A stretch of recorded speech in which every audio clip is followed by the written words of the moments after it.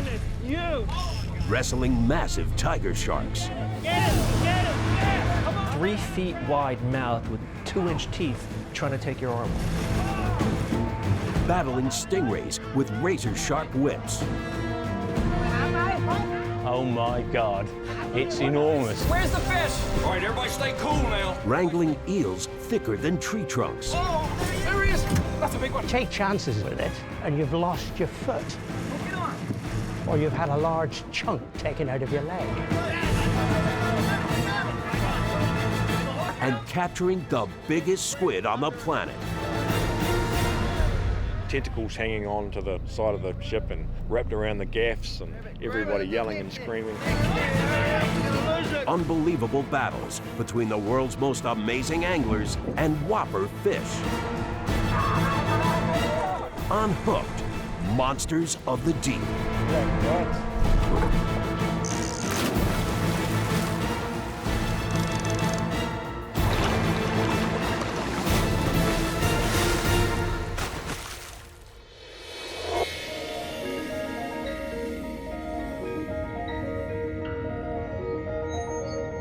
Majestic, prehistoric, colossal beasts of the deep. Our attraction to them is primal. Their sheer power and speed inspiring awe and commanding respect. But as these alpha predators struggle to survive in a changing world, we strive to understand and protect them. Oh, there he is. That's a big one, big one. There is a sense when you're in the presence of these animals that here's something a lot bigger than me, who is completely at home in this habitat. And for some passionate sportsmen, encountering them face to face in pulse racing showdowns is the ultimate thrill with monster fish. We humans are temporary visitors.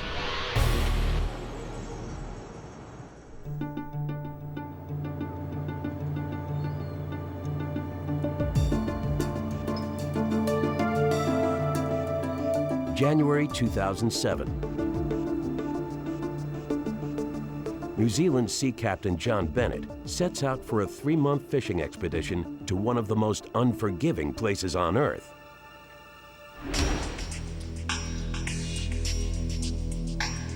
Antarctica. It's sort of 24-hour daylight and the sun's up all the time and icebergs and sea ice everywhere and freezing conditions. Captain Bennett's 180-foot-long vessel is on the hunt for the commercially popular toothfish. But something's wrong. Deckhands repeatedly see evidence of competition for the fish below. Over 1 mile beneath the surface, something huge is stalking their catch. 30, 35 kilo fish would come up with huge big sucker marks all over it. Some of them were bitten in half and big chunks eaten out of them. Probably 1 in every 3 or 4 fish would be damaged like that. But nothing could prepare them for what happens next. Bloody hell, look at that. The morning of the 26th, commotion breaks out on deck as a large object appears at portside. Well, it's a big fish. The deckhands can't believe their eyes. Beside the boat, gnawing on a toothfish, is the biggest squid anyone's ever seen. Give us a hand here. Incredibly, the creature's risen 6,000 feet to the surface, and it's still alive.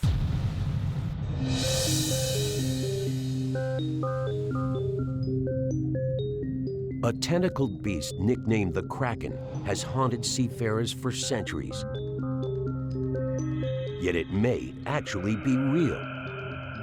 The colossal squid. The old woodcuts and illustrations of giant squid attacking ships and pulling people off the decks and under the water are pretty exciting, pretty telling. Squid are some of the planet's strangest creatures. Boneless, gelatinous, soaring through the ocean, powered by an undulating water jet propulsion. Equipped with 2 feeding tentacles, they hunt with 8 grasping arms outstretched, wrapping victims in a sucking, deadly embrace. Their arms are so strong, Some squid species have even been known to walk along the bottom of the ocean, focused on the hunt. And once caught, squid prey are pulverized. These predators slice into their meals with flesh-cutting, bird-like beaks. Squids who have just captured a fish will manipulate the fish so that the beak can bite just behind the head, sever the spinal cord, and render the fish immobile while they take their time and ingest it. When threatened, squid use an ingenious defense mechanism. Fountains of ink shoot out, leaving a cloud as a decoy. They can even manipulate their own skin. To blend into their surroundings, squid can create skin patterns and coloration at will. Squids can put stripes along their bodies, they can put hash marks, blotches, or they can contract all of the chromatophores and all of the color will disappear. But one squid trumps them all, the Colossal. Living a mile below the surface, no biologist has ever studied them in their natural habitat. Yet evidence of squid remains found inside the bellies of their only adversary, the sperm whale, is shocking. The legendary colossal squid can stretch long as a city bus, weighing over half a ton. An animal like the giant squid or the colossal squid may live for 3 years, but probably not much longer than that. What that means is that these animals grow incredibly fast, probably the fastest growth rates of any animal on Earth.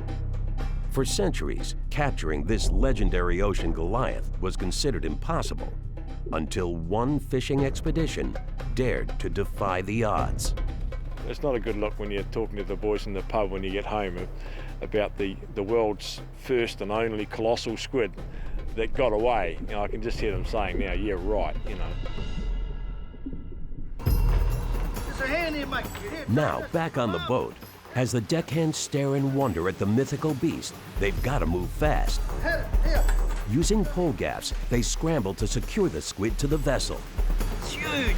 Grab it in the neck there. Hurry up, we're gonna lose it. The men struggle to hang on, but the creature's jelly-like body makes wrangling it next to impossible. Unbelievably, the squid's tentacles begin winding around the gaffs. They were hanging on to this massive creature, and the squid's tentacles were moving around the gaff. So needless to say, my first thought was, careful, this might, fight back. Look, Jack, go get the captain. Roused from his cabin, Captain Bennett arrives on deck to a surreal scene. What's going on? Big squid. Bloody hell. To see something like that alongside the ship, tentacles hanging on to the side of the ship and wrapped around the gaffs and everybody yelling and screaming, and I didn't really know what to do first. The ship is navigating a treacherous ice field. A decision has to be made. Stop the boat and save the squid for science, or let it loose. I knew that we had something special here, and this was the first live colossal squid ever to be caught. Our reaction was to sort of retain it and in the best condition that we possibly could. So that was going to be our challenge for the day. The captain decides to preserve the squid in the ship's holding well. But stopping the 1,300-ton vessel to pick up a sea monster was not in his plans. It's a daunting and dangerous task. The outside temperature is 28 degrees. The water, a minefield of jagged icebergs. And as the crew strives to hold on to the squid, their gaffs keep sinking into its flesh. At one stage there, we thought we were going to lose it. The gaffs weren't holding on well enough. We thought it was going to get free. You guys got it? Can we hold it there? The ship was still slowly moving through the water. The mate was driving, so he had to pull the pitch astern and slow it right down so that we weren't moving at all. That was tricky. With the pressure on, the first mate manages to bring the boat to a grinding halt. Incredibly, the deckhands still have the squid hooked, but a successful capture is far from certain. We had the squid alongside, it was secure, and now we had to get it on board. We knew what we wanted to achieve, just didn't quite know how to do it. Let's go check it out, eh? It came up to the surface and seemed to intake a lot of water. And at that stage, its bulk increased just about by double. And it was then that we realised just how big it was. It was enormous, it really was. It was huge. You go get the net. Jack, you go get the rope, give me a hand. Using a net as their only option, the crew quickly lowers a gangway net alongside the boat. Yet the otherworldly creature eludes all efforts to wrangle it. He's hanging on to the side of the ship, and of course anything that gets close, that includes the net. So it was sort of encouraging to let the side of the ship go and not to touch the net, and as we slid it down under. One really excited crew member suggested he should get in the water. I'll put a suit on and jump in. No, that will get you. If you do that, you'll be goner. No way, absolutely not. You know, it was far too dangerous. He could have got, forced under, stuck between the ship and the squid and probably bitten or eaten. Repeatedly, the squid resists entering the net, but the crew refuses to quit. Hold it, fellas. Hold on to it. After 3 tense hours, the team's skilled maneuvering pays off. They've got the mysterious monster engulfed. Hold it. It was just a big adrenaline rush. And to know that we've got, one of the first live colossal squid alongside the ship here, and it was special. It was a moment that I'll never forget. It's heavy. That squid is real heavy, fellas. But now there's another challenge, hauling the Leviathan aboard. The squid's so gigantic, the crew needs a massive winch to bring it into the boat. At last, they've done it. It's the largest colossal squid ever caught. Spread out on the deck, the crew's dumbstruck. They're the first people ever to lay eyes on a living specimen. Estimated at over 1,000 pounds, stretching more than 30 feet long, the size is jaw-dropping. This is awesome.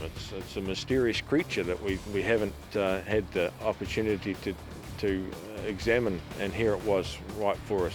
I'm going to have so much fun describing the colossal squid to the grandkids in the future. I'm going to live on that one for a long time.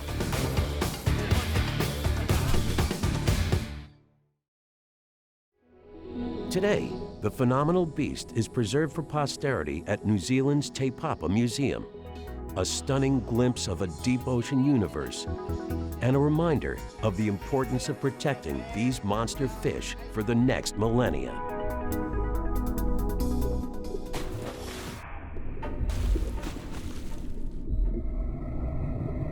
In a world of whopper fish, these ravenous beasts make the list of the planet's most dangerous predators.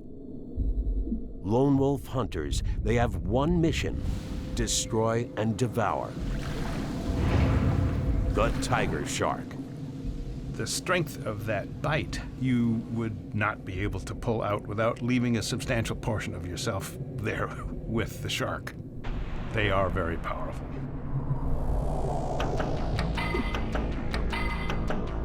Truly titanic and unchanged for millennia, the largest tiger shark reportedly measured close to 3.5 tons, stretching as long as 4 surfboards. Even an average specimen can grow 14 feet from tail to tip, big as a car with teeth. To feed their enormous size, tigers devour like garbage disposals. Cans of food, old scrap metal, discarded car tires, and occasionally an unlucky individual.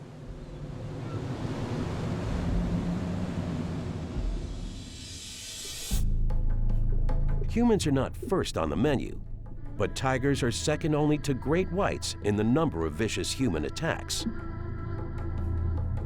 Sharks certainly can let go after they bite down on something if they decide it's not something that they want to eat. But tiger sharks in particular are notorious for eating anything and everything that they encounter. And further fueling their prodigious appetites are teeth built like carving kitchen knives. The front edge pierces and holds prey, while a jagged rear edge saws through flesh and bone.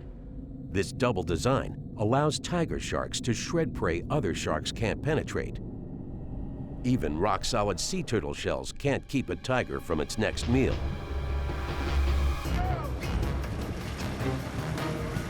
And even for pro anglers, wrangling a fighting tiger takes a staggering amount of skill and nerves. With shark fishing, the danger is when they come to the boat, because they attack you, they charge the boat, they try to bite you, and it's just, they're insane when they come to the boat. It's prehistoric.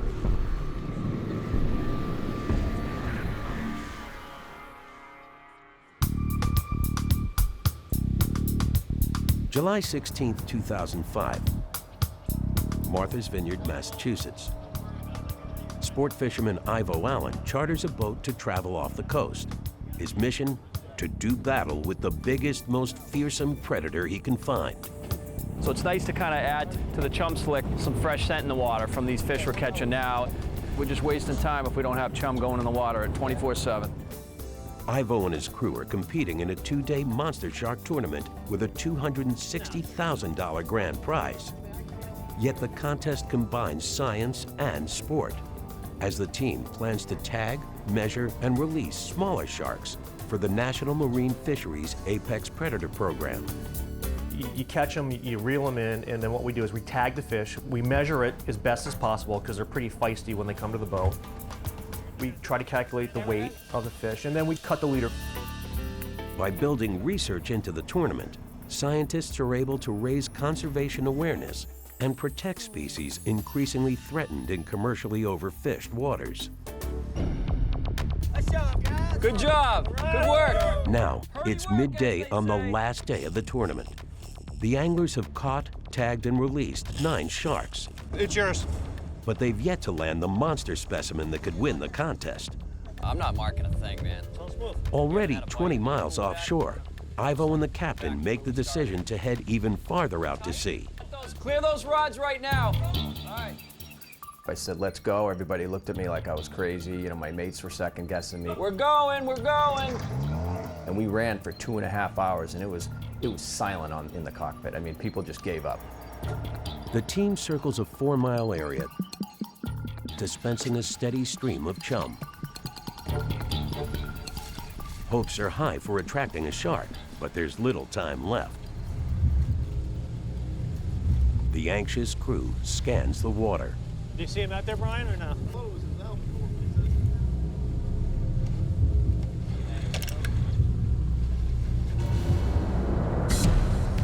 Suddenly, an explosion hits the surface.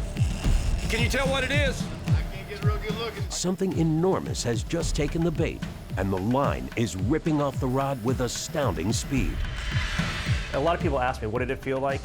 And you take your line with a hook on the end and go and stand on the side of the freeway, and you hook a car that's going by at 30 miles an hour. That's exactly what it's like. Because it was just hold on for your dear life. Very dangerous, guys. Be real careful. At the mercy of a gigantic fighting fish, the crew scrambles to clear the deck.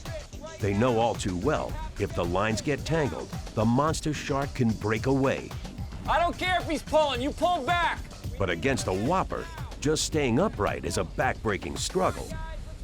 At that point, I'm not even fighting the fish. I'm just holding on. Come on, that fish is tired, Ivo. Let's go. Trying being pulled overboard. Waves are crashing into me, crashing over me, and it's a surreal experience. It's total adrenaline. How many feet we got? The tension on the line is unbearable. Ivo's straining for any leverage he can get. To gain some slack, the captain decides on a reckless gamble. Reversing course, heading towards the shark. Get that slack up. Gunning the boat, he backs down on the thrashing predator. Fish is going all over the place here. Approaching an enormous angry tiger shark is never a good idea, but the team's determined to win. Getting ready to get him, guys. Incredibly, the captain's maneuver works. Tension is off the line, and Ivo fights back by reeling in the slack. He's got a chance, but it's still a muscle-burning battle for every inch of line. Where's the fish? All right, everybody stay cool now. Everybody stay cool. I was thinking about quitting. I mean, it's like, I can't do it. There's no way. This fish is just too big.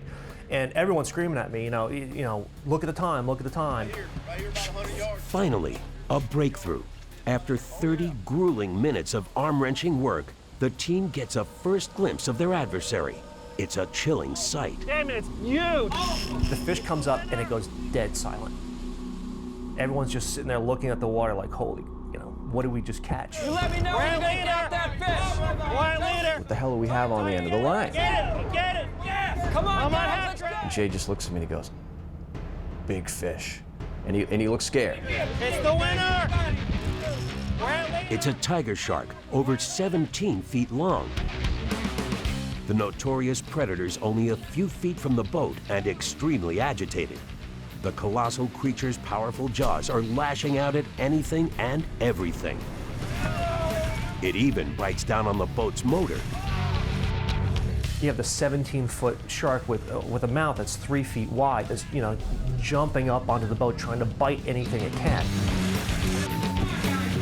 I'd never seen a shark so close to the boat of that size, so I was a little bit horrified. Though tired from the fight, the thrashing shark is still incredibly dangerous. The first mate stands ready with a rope and a large gaffing hook. All right, everybody, pay close attention, guys. I want everybody paying real good attention. You fall in the water, you're dead, because it's biting everything. Anything it can bite to get away, it's going to bite. So if someone fell over, they would have lost a leg or an arm or something. In a life-threatening lunge, the first mate reaches into the ocean and grabs the enormous shark's tail. Get on! There you go. Pull tight, pull it tight. Moving quickly, the team secures the fin to a tower on the back of the boat. They've done it. The crew is ecstatic. They've captured a 1,200-pound tiger shark. I was just jello. My arms were killing me, my legs were killing me. I mean, there wasn't any part of my body that didn't hurt. It was just painful, but the exhilaration, everyone just picked me back up. They grabbed me from the deck and they're hugging me, they give me high fives, and it was crazy. But now the race is on. As the team speeds back to shore, the enormous tiger surfs the boat's wake. They're over 70 miles from the docks, with just over 3 hours left before the tournament deadline. We're all just looking at our watch. No one's saying anything, we're just looking at our watch. It wasn't gonna happen.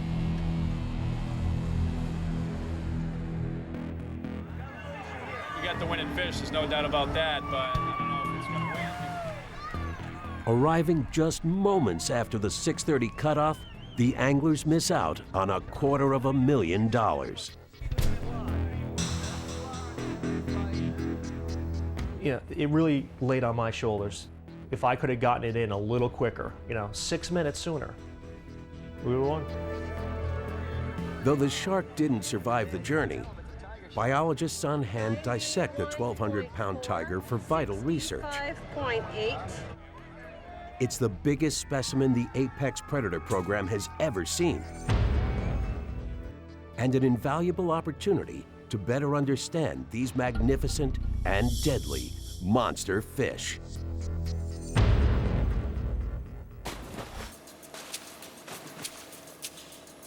Rivergoers beware. Gigantic bottom-dwelling booby traps lie hidden beneath, cleverly camouflaged, buried under muck and mud. The giant freshwater stingray. They can settle down and cover themselves with sand in order to disappear and be invisible to their predators or to their prey. Discovered only 20 years ago in Southeast Asia, the giant freshwater stingray has reached superstardom as one of the largest known freshwater fish. Specimens have stretched as long as a limousine, up to 17 feet from nose to tail. Scientists speculate they get even bigger, supersized rays weighing over half a ton. When threatened, this alpha predator has a secret weapon. Projecting from the base of its tail is a spear-like barb over a foot long. To seal the killer deal, it's lined with hooks. If you step on it and the barb pierces your skin, then you're going to get some of that toxin in your own tissue, and it can be really nasty. The ray's flattened surface area picks up resistance as it's pulled upwards, turning these behemoth beasts into dead weight. For anglers, it's a back-breaking struggle.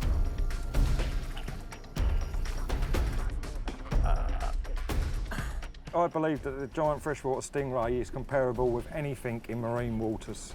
For a freshwater fish, it is the ultimate capture.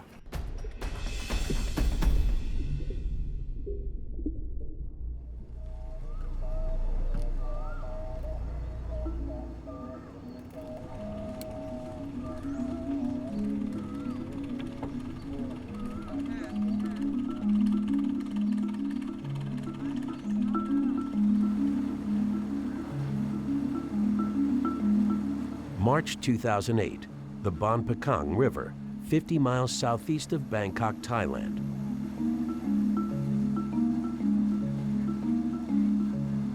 Stomping grounds of the giant freshwater stingray.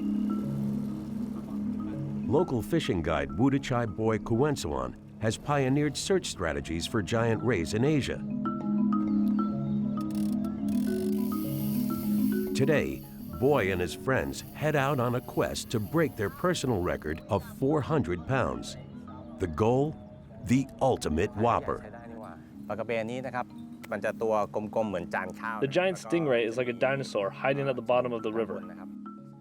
But if he's out there, we will find him. Catching these dinosaurs takes a team effort. Boy's technique involves baiting a series of rods with snakehead fish and spreading them out across the river.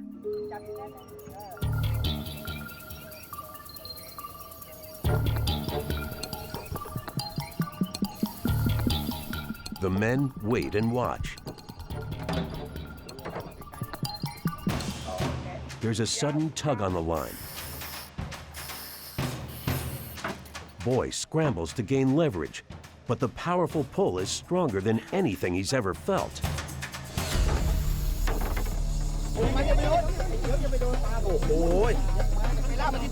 Chaos breaks out on the boat.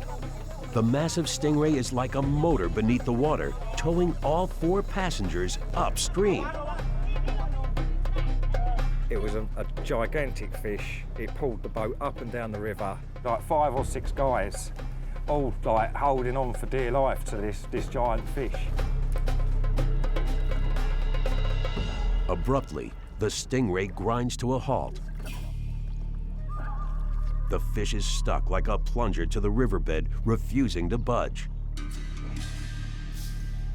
But Boy also refuses to give up. He marshals all of his strength.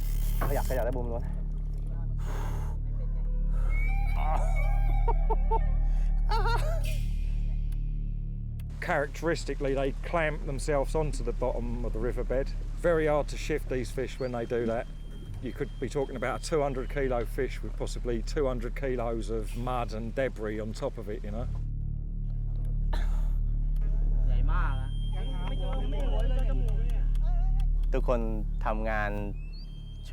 To hold that rod with such a huge fish on the other side of the line, you can't imagine how hard it is. It's like carrying a big rock on your shoulder and running around.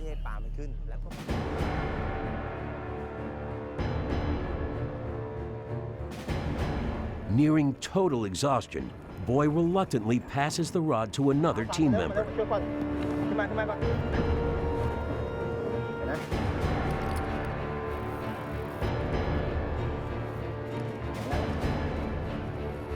The men take turns fighting the fish for 3 grueling hours. Their arms are trembling, their bodies tense with the prolonged struggle. The 4 anglers combined are no match for the gargantuan ray. With each passing second, 1 moment of lost concentration and the line will snap. The worn-out anglers are desperate for any help they can get. Locals on the riverbank hear Boy's cries for help and spring into action. Now, come on! A small craft brings reinforcements to the fight. Incredibly, the battle wears on for 3 more excruciating hours as the new crew takes turns on the rod. It's now 10 men versus 1 fish. I was just staring at the line. Please don't break. Please don't break. I have to see you. I have to see how big you are. Then, without warning, the ray suddenly surfaces. Come up now, come up now. It's colossal, twice the size of the boat. The stingray grows tired, but before the men can land it, the exhausted anglers must risk their lives. The ray's huge toxic stinger whips at the surface. Working fast, Boyd grabs the ray, and another angler lunges for the lethal harpoon. The tail was flailing around. The guys grabbed the tail underneath the barb at the base of the tail and quickly wrapped a bandage around the barbs on the tail. The dangerous tail subdued, the men now face a final challenge: landing a fish the size of a refrigerator. The ray's too big for the net and the boat. The crew's only hope is to ground the monster ray in shallow water. As Boy and his team holds on to their prized catch, they slowly drag it to the shoreline.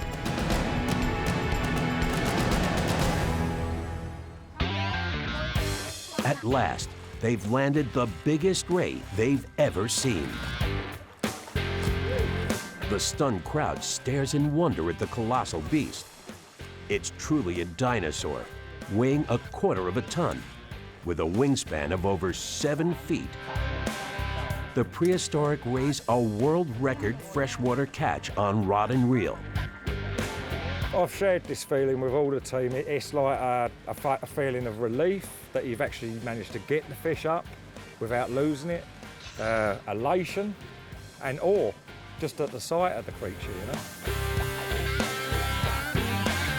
But this mighty stingray belongs in the river. The team unhooks the fish of a lifetime and watch in wonder as it swiftly returns to its underwater lair.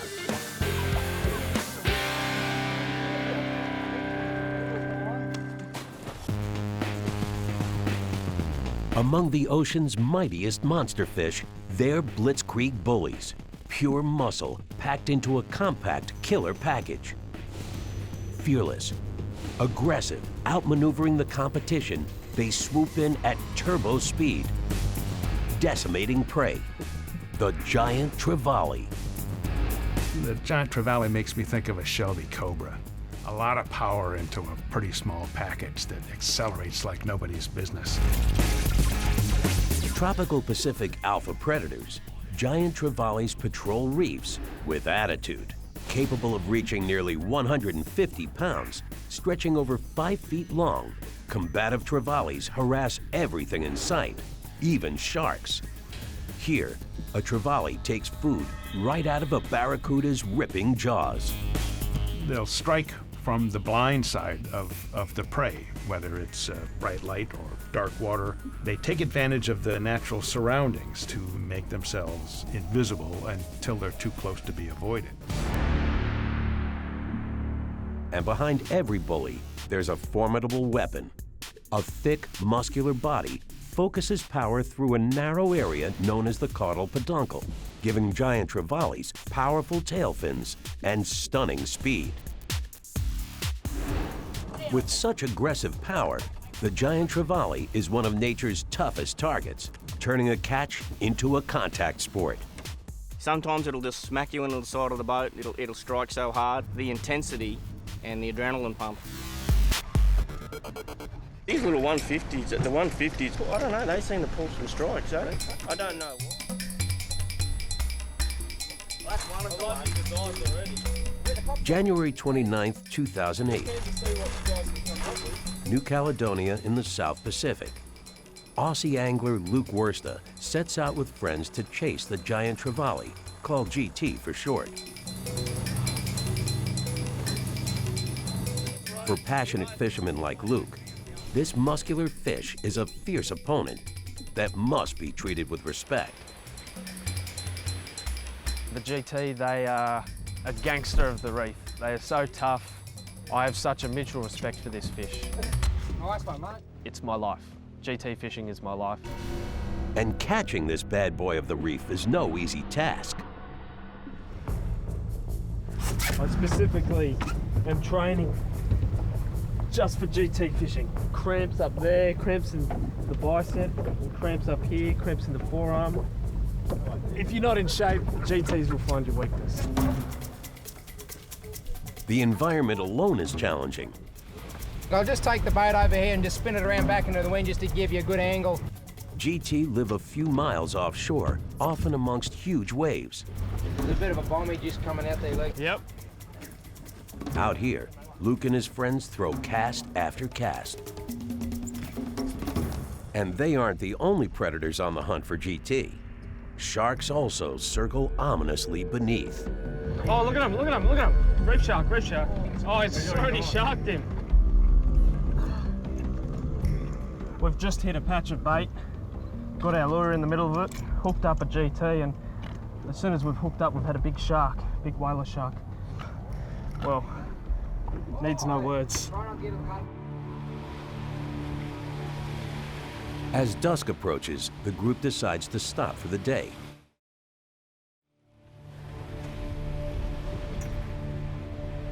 But Luke casts one last time. One last casting. Oh, yep. And quickly feels what he calls a slurping tug on the line. Sometimes a big GT can just maul and just throw up water everywhere. And you know, that's a big fish.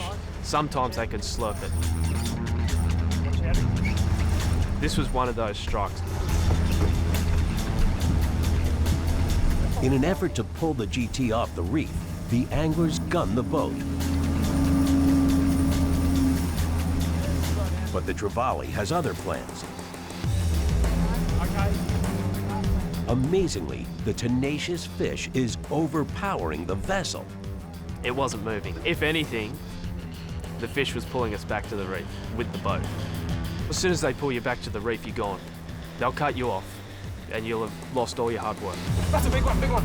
To make matters worse, the giant Trevally's literally ripping the rod from Luke's hands. He's got that rod dug straight into his gut, like, you know, he's going to need surgery and remove it. He's holding on for grim life, just trying to get as much gain on that fish as he possibly can. The angler struggles to get his footing and stay in the boat. But his arms are losing sensation. In this brutal tug of war, Luke is losing.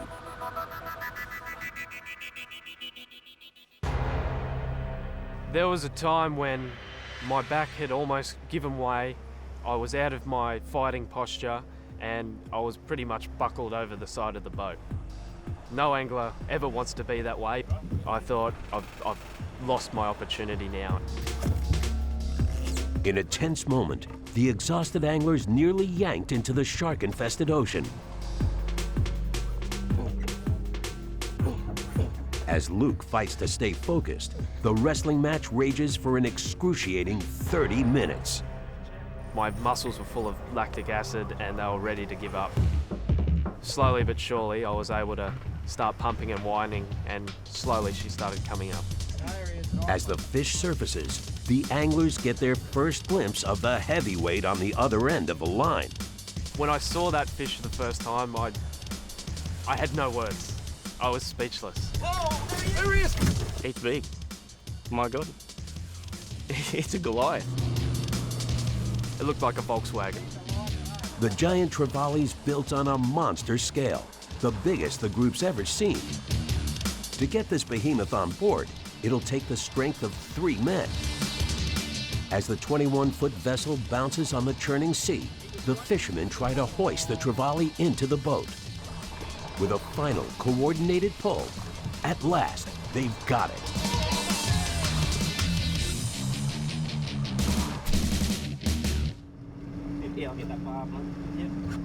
It was taking up all the space. We had no space to move. We just had this big slab-sided GT, and we almost didn't know what to do with it. It was that big.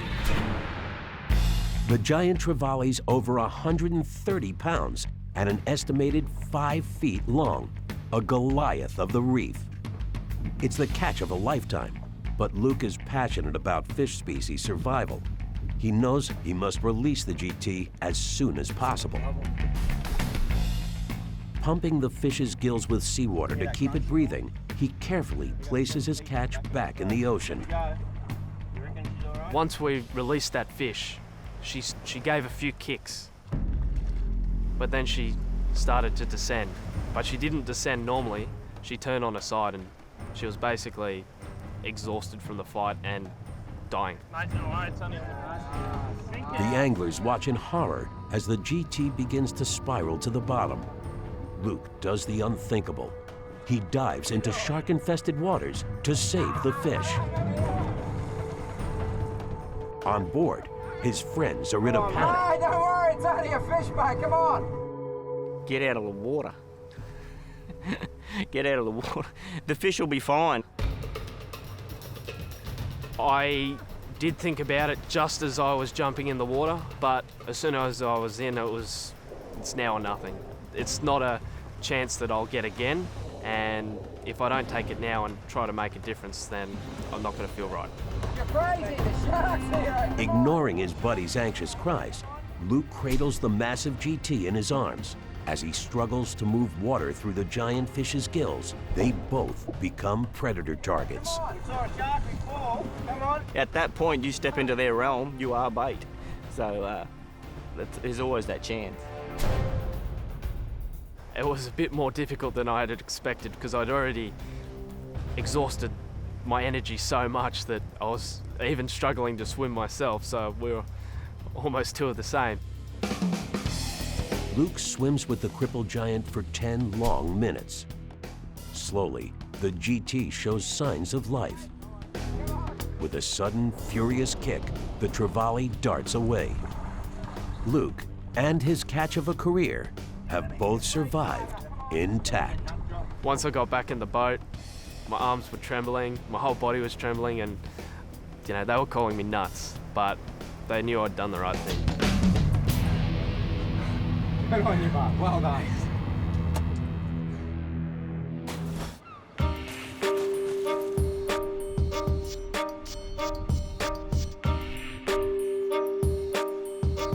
September 8th, 2008, the English Channel. Home to some of the most famous shipwrecks of World War II.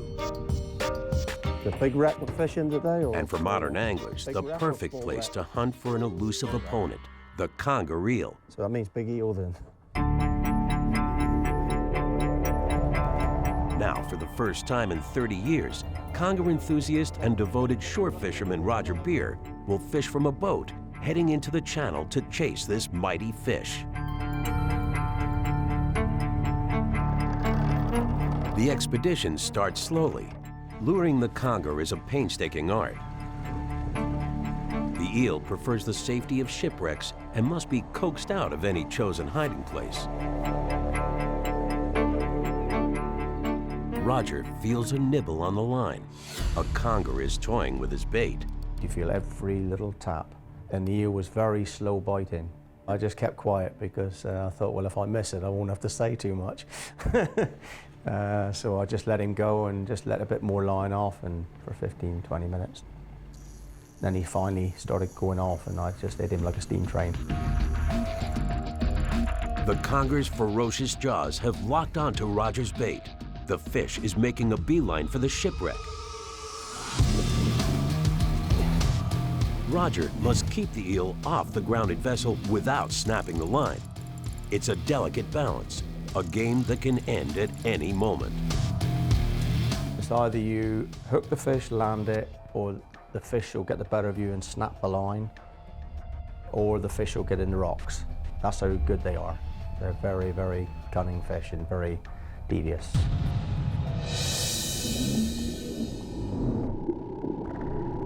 The Conger Eel.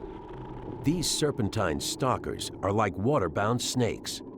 Famous for favoring shipwreck lairs, they hide in cracks and crevices, waiting to lash out with brutal strength and a mouthful of cutting, crushing teeth. They resemble a big snake, a big python or anaconda. Lots of muscle packed into a big, long, tubular shape. They're very impressive animals.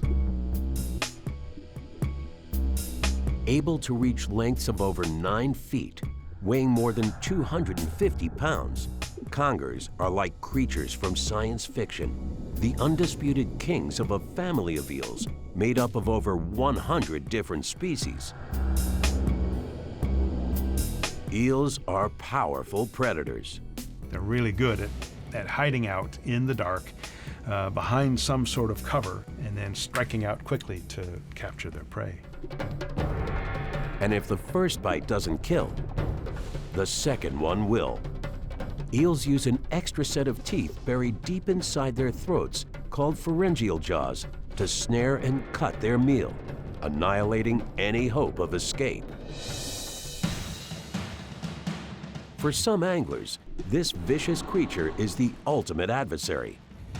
Organizations like the British Conger Club chronicle the storied history of conger fishing, as decades of sportsmen have devoted entire careers that have disappeared, fishing from small boats for conger, and have never been seen again. Yep, it's a fairly big one.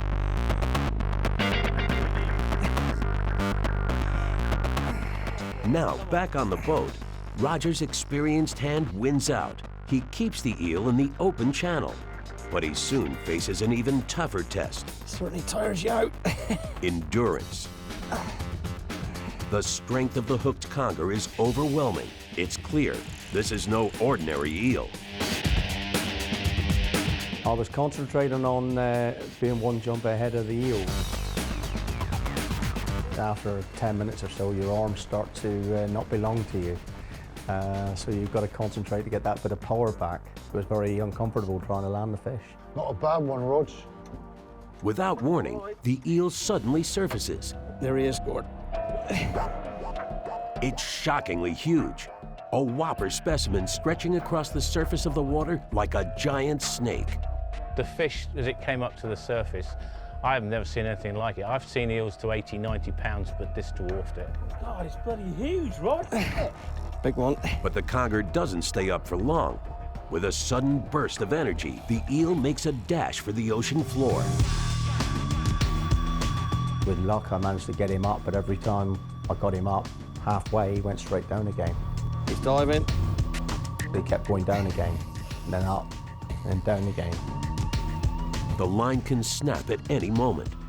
Roger struggles to stay as sharp and strong as the monster fish below. That's better, Roger. After 30 grueling minutes, a breakthrough. The eel bobs back on the surface, showing signs of exhaustion. He looks all right. But the battle isn't over yet. To land the catch, Roger's got to get the dangerous fish into the boat. Most of the fish are lost at the gaff because they're so powerful and they do a spin. They can rip a gaff at your hand, pull you in. Ready? The anglers hold their breath as the captain readies the gaff. Any experienced eel fisherman knows, the closer you get to these apex predators, the greater the risk of losing your own flesh in their snapping jaws. You just keep away from its mouth because it's got big teeth.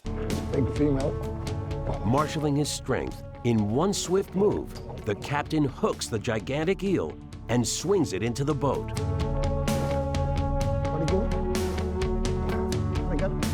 They've landed the Goliath conger at last.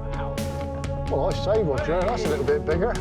The anglers are amazed. The eel's even bigger than they imagined. Cheers. Well done, Good Roger. one. Nice one, mate. Cracker. Watch you don't kick you. I'll be all right.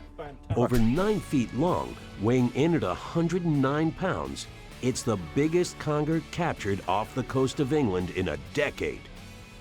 Oh, well, it was phenomenal. It was brilliant. You know, I couldn't believe that I'd done it on the first trip out. 110. That's all I need is a 100-pounder. Biggest eel I've ever seen, mate. Maybe a little bit bigger.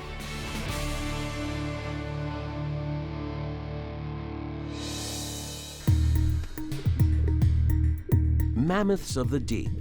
They've inspired us, challenged us, and fed us for centuries. Now we must strive to protect and preserve these colossal and mysterious creatures, ensuring there will always be a world full of monster fish.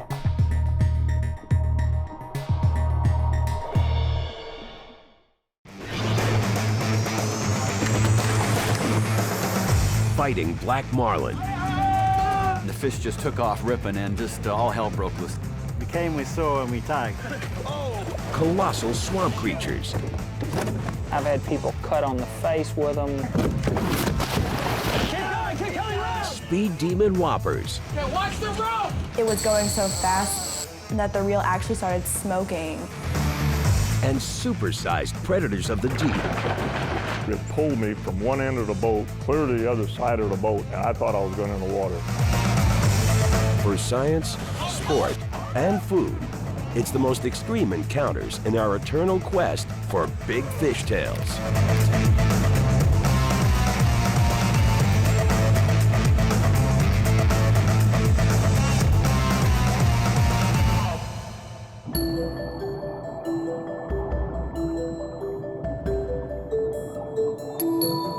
Astoundingly huge, impressively fast, incredibly strong. They dominate the deep. Some are prehistoric predators. Others so mysterious we know little of how they live, breed, hunt, and survive.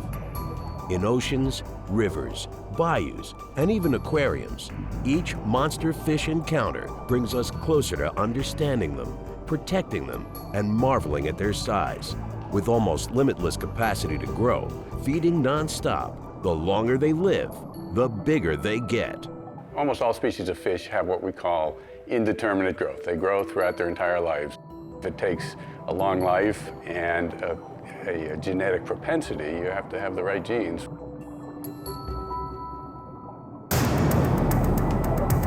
Marlin, muscular, massive, tenacious.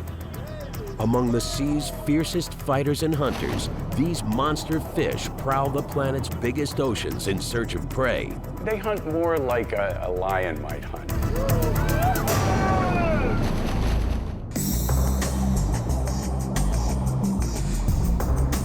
Apex predators, marlin dominate the food chain, averaging 3 meters long, reaching 450 kilograms. They have few natural enemies. But to big game prey like squid, they're a lethal threat. From rapier bill to propeller tail, marlin are near perfect killing machines. They'll come up under a fish and just come screaming through the water and hit the fish from below and knock the fish out of the water.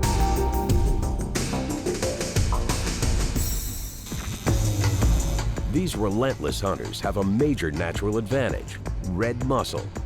Packed with blood vessels, red muscle is rich in oxygen for energy and power. Kilogram for kilogram, marlin carry so much red muscle, they fight like conditioned athletes with focus, stamina, and force, killing and feeding across thousands of kilometers of hunting grounds. A big blue marlin or black marlin probably swims on the order of over 1,000 miles a year.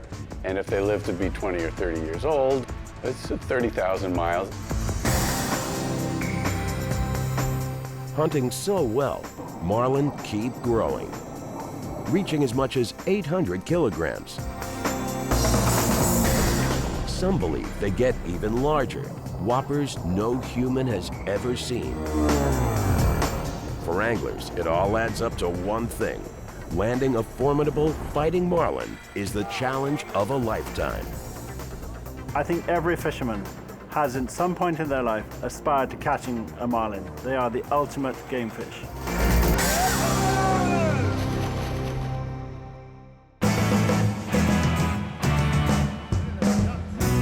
January 2005, Panama's Stingray Reef. World-renowned fisherman, artist, and marine biologist Dr. Guy Harvey and his crew are trolling the open waters on a mission to tag black marlin. We want to find out where these guys go after they come through Panama. Most people's interaction with them is at the other end of a fishing line. I've just taken it one step further. The new technology has allowed us to put a mini computer on the animal, to travel with it, to give us its precise location where it goes. Pop-up satellite archive tags, or PSAT, are the next best thing to swimming alongside a whopper fish. To attach one, biologists like Guy Harvey shoot a small spear-like unit into the top of a captured fish. Back in the water, the PSAT tracks and records the fish's depth, water temperature, and location. At a predetermined time, the tag detaches and sends its stored data back to a computer via satellite. It's technology similar to global positioning, or GPS, and it's making a big difference. These pop-up satellite archival tags allow us now to follow these fish even when they are in the middle of the ocean, and so we know when they move, where they go to, how deep they swim, whether or not they've been feeding at that depth. And it's just opened up really quite a bit of new information. Guy and fellow angler Bill Shedd are successfully catching and tagging 200-kilogram marlin when Guy receives a radio communication. Another world-class fisherman, Neil Patrick, is also out fishing marlin, and he's reeling in a whopper. Guy and Bill are intrigued. They decide to sail over, hoping to catch a glimpse of the monster fish.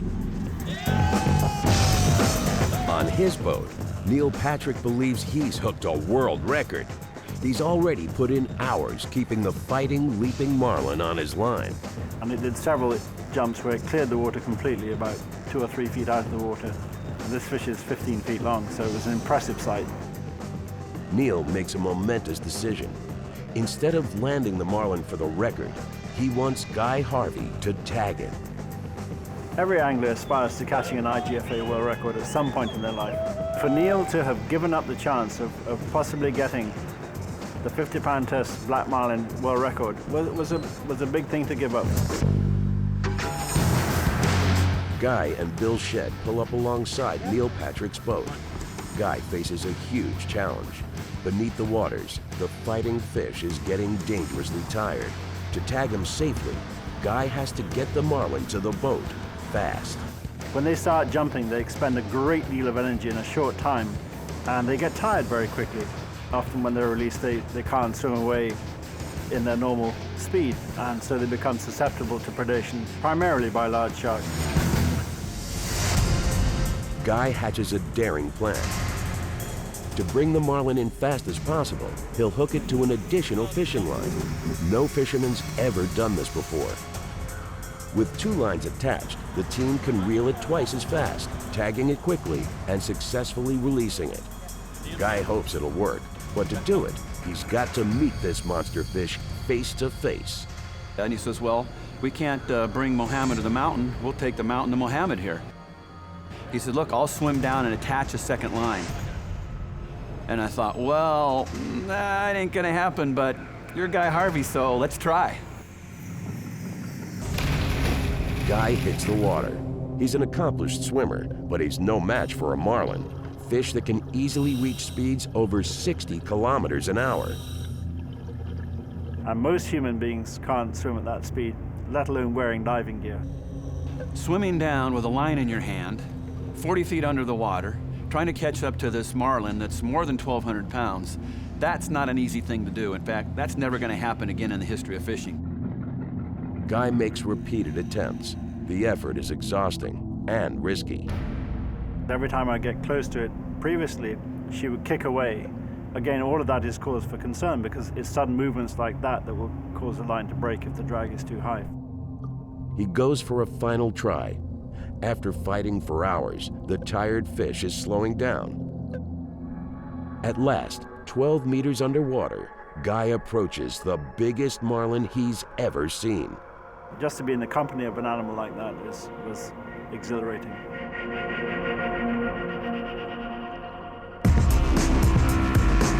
Working carefully, Guy attaches the second fishing line by hooking it to a metal clasp connected to Neil Patrick's existing line. The effect, 2 fishing poles leading to 1 fish. And I'm thinking, it's gonna get tight here real quick.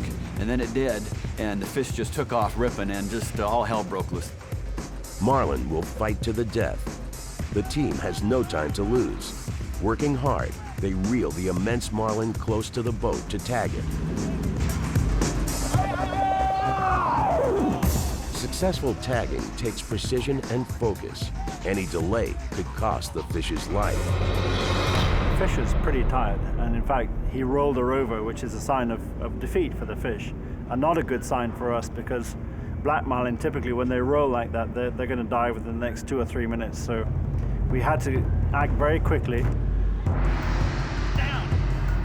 At last, after fighting a possible world record marlin underwater and above for nearly 4.5 hours, the 7-man super team pulls off the impossible. The fish is tagged. Cut it! We get it! Yes, Neil! Yeah, Neil! The giant swims back into the deep, alive. The tagging makes news around the world. Experts estimate the 4-meter fish weighs as much as 550 kilograms. It's the largest marlin ever electronically tagged.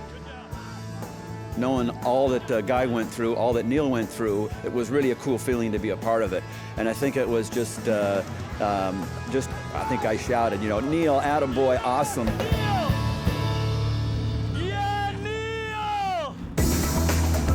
In nature's precarious food chain, apex predators like marlin help keep the ocean species in balance. Tagging them gives scientists critical insight into how these big fish behave and survive, information vital to protecting them. But as Guy Harvey's tagging mission proved, sometimes saving big fish is the toughest test of all. I think the crew understood the value of tagging such a big animal. It had to be by far the biggest marlin that they had ever caught. It was certainly by far the biggest marlin I'd ever dived with.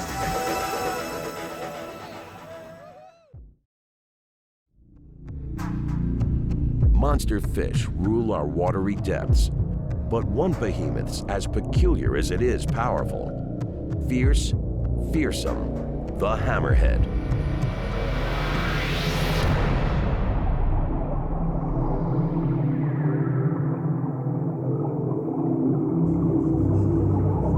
There's not been a lot of work done on these fish, and it's mostly because their sharks are really difficult to hold in captivity.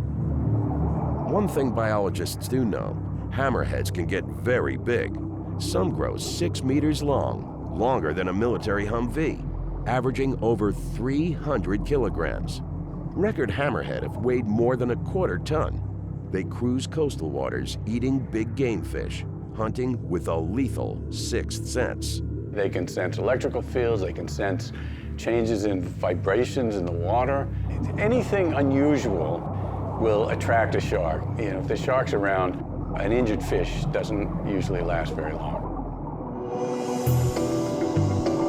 Sharks have built-in homing devices running under their skin, vibration sensors called ampullae of Lorenzini. On a hammerhead, these sensors spread out across their antenna-like heads. The result? Hunting hammerhead can scan a larger area, zeroing in on more prey.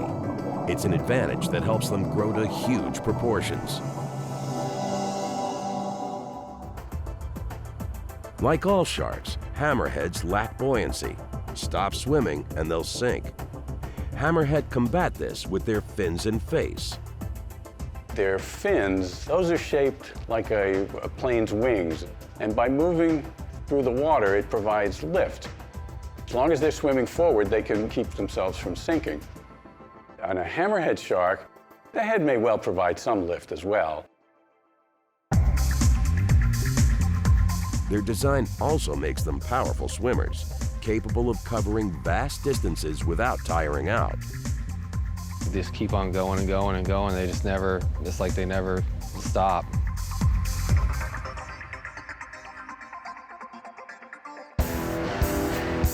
May 2006.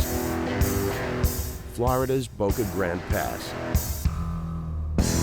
Expert angler Captain Bucky Dennis has decades of experience fishing for big game. His ultimate dream? Landing a record-sized hammerhead. You know, it's like the heavyweight championship belt. Bucky sets out alone on a 23-foot flatboat.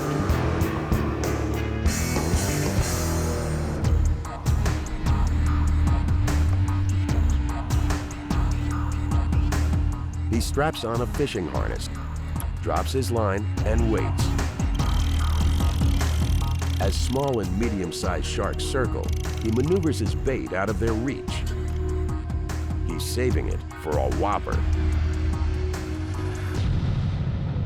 Suddenly, he sees a monster. The hammerhead chomps down on the bait. Bucky feels a powerful pull.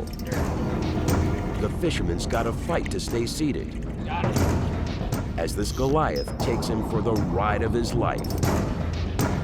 Just started heading offshore, and the further offshore he went, the more I knew it was a big hammerhead.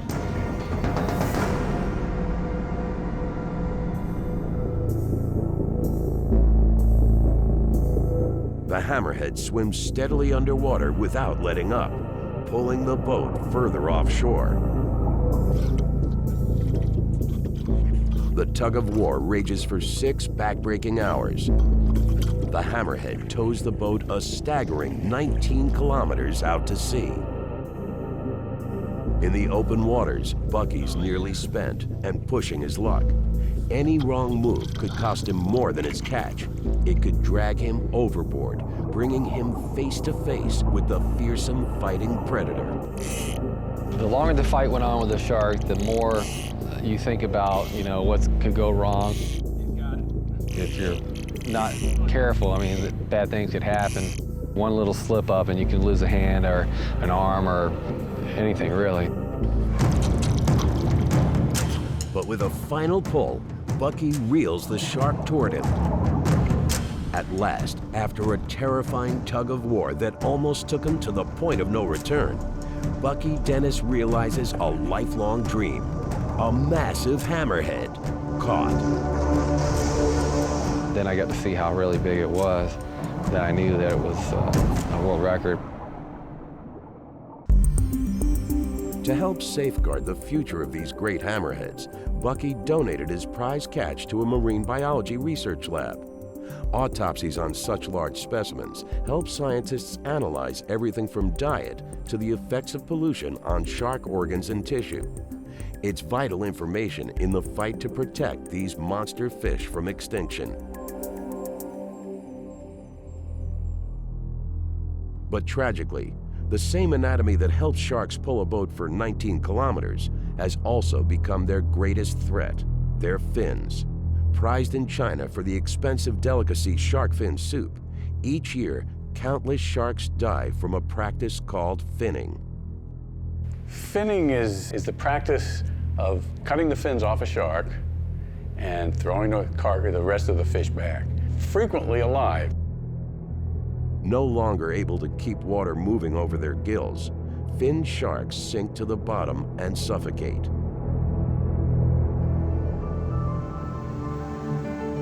Efforts to stop finning through legislation and enforcement are ongoing. For scientists and fishermen alike, finning is a prime example of the need for global action to save powerful predators like the hammerhead from decimation.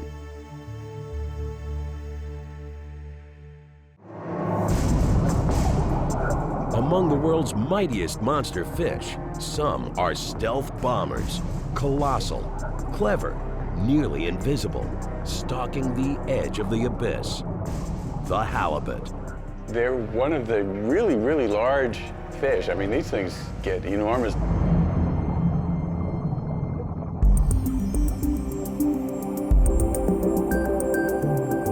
King of the bottom dwellers, they're the planet's largest flatfish.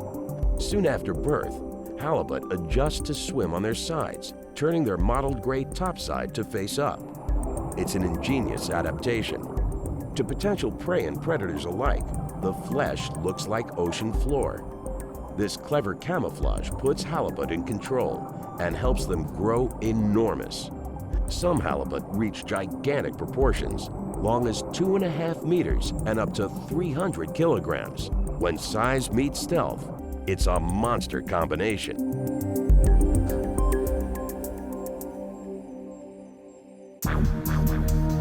And under stress, halibut pack a mean punch. For fishermen, it's a dangerous trait in close encounters where flailing fins can break bones. There are a lot of stories of halibut coming into a boat and doing a lot of damage, not only to the boat, but causing harm.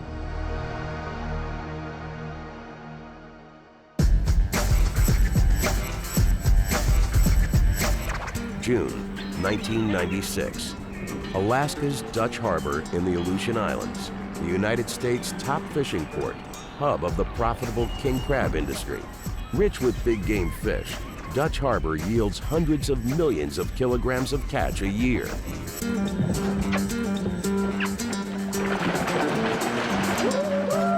And draws amateur anglers by the thousands.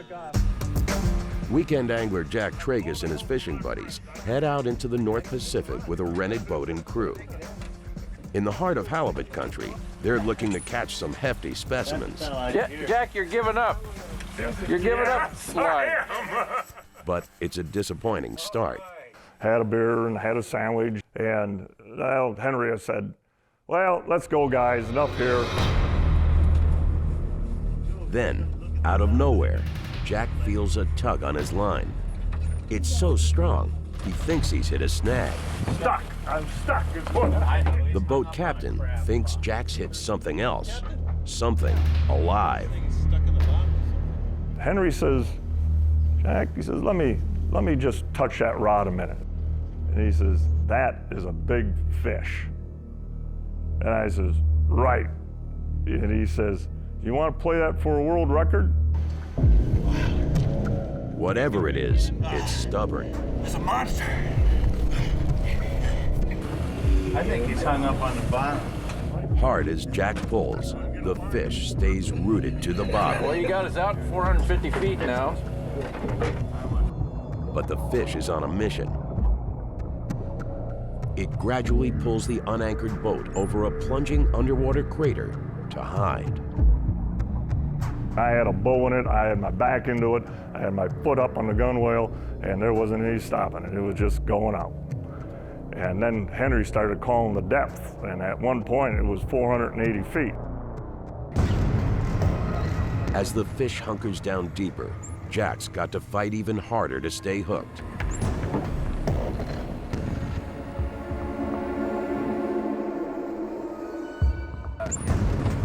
The exhausted angler's feeling the strain. He gives a final tug. In a sudden burst, the fish fights back, almost pulling Jack overboard. I grabbed the fish, put a little pressure on it. It pulled me from one end of the boat clear to the other side of the boat, and I thought I was going in the water. I had to get down and brace myself. Jack gathers his strength for one last pull. Kept reeling and reeling and reeling, and all of a sudden I got enough line up and I managed to feel the fish. He reels frantically. As he gets the fish to the surface at last, no one can believe their eyes. Now, Jack and his fishing buddies face the biggest challenge yet, getting the monster fish on the boat. Give us a hand! Everybody pull! Let's bring him in. Get the hell out of the way. It takes the entire 5-angler crew to wrestle the whopper to the deck. That's one big fish. That's all I can say. The flat fish stretches more than 1.5 meters across and more than 2.5 meters from tail to mouth. Its weight, a whopping 208 kilograms, as much as 15 times heavier than an average catch. A world record.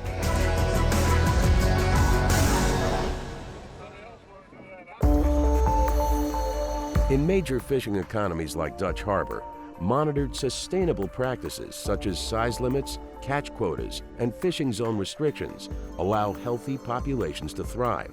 Precautions increasingly important to save species and an industry threatened by overfishing. Pacific halibut has sustained this fishery since the late 1800s without ever being overfished. It's a pretty remarkable success story, which really is, I think, a good lesson for us that if you manage a fishery properly, you can sustain a very high harvest indefinitely. For all who enjoy them, An appreciation of these incredible creatures helps raise conservation awareness, something many passionate anglers live by. I can hardly wait as my grandson grows, and I only hope, God willing, that I'm able to take him fishing. We're going to do whatever we have to do to help preserve the fishery. That's what will preserve the fish. My love for the fishing and those like me that want the fish and want to continue fishing.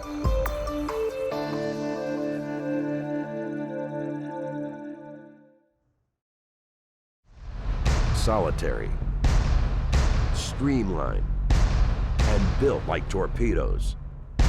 The Wahoo. In the world of monster fish, these are the speed demons. Capable of growing nearly 2.5 meters and weighing over 80 kilograms, Wahoo can get hefty. But they stay sleek, with a tail like a secret weapon. Very high frequency tail beat. It's very narrow, very steep in profile so that it can beat very, very quickly. Unlike broad-bodied fish, the Wahoo's narrow tail displaces relatively little water, but it also meets less water resistance, allowing it to flutter or beat extremely fast. This turbocharged propeller helps Wahoo swim and hunt at over 70 kilometers an hour. Some biologists believe, for their size, they're the world's fastest fish, overcoming prey and avoiding predators with lightning speed. A huge boost for getting big.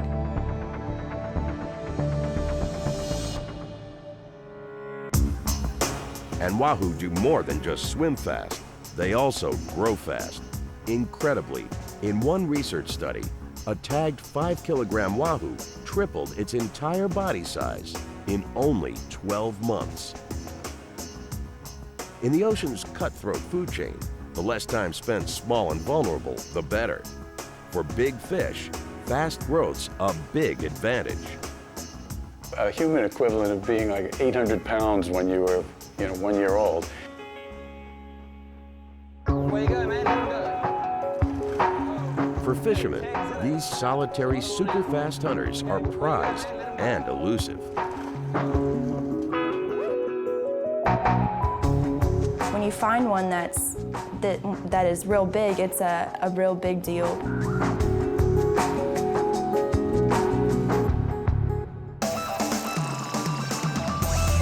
July 2005, the warm waters off the coast of Cabo San Lucas, Mexico. 15-year-old Sarah Hayward's fishing with her father, Tim.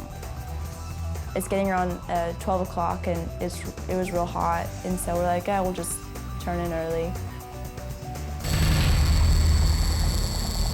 Suddenly, Sarah's fishing reel starts to wail. It starts like singing. It's just going off. The line sometimes will make a little sound when it's really starting to get stressed. And the strain on it was real great. Grabbing hold of the rod, Sarah feels something strong pulling hard against her. It was so forceful that something that powerful was there in the water. Something like that you don't get every day. Sarah struggles to keep hold. Tim cheers her on.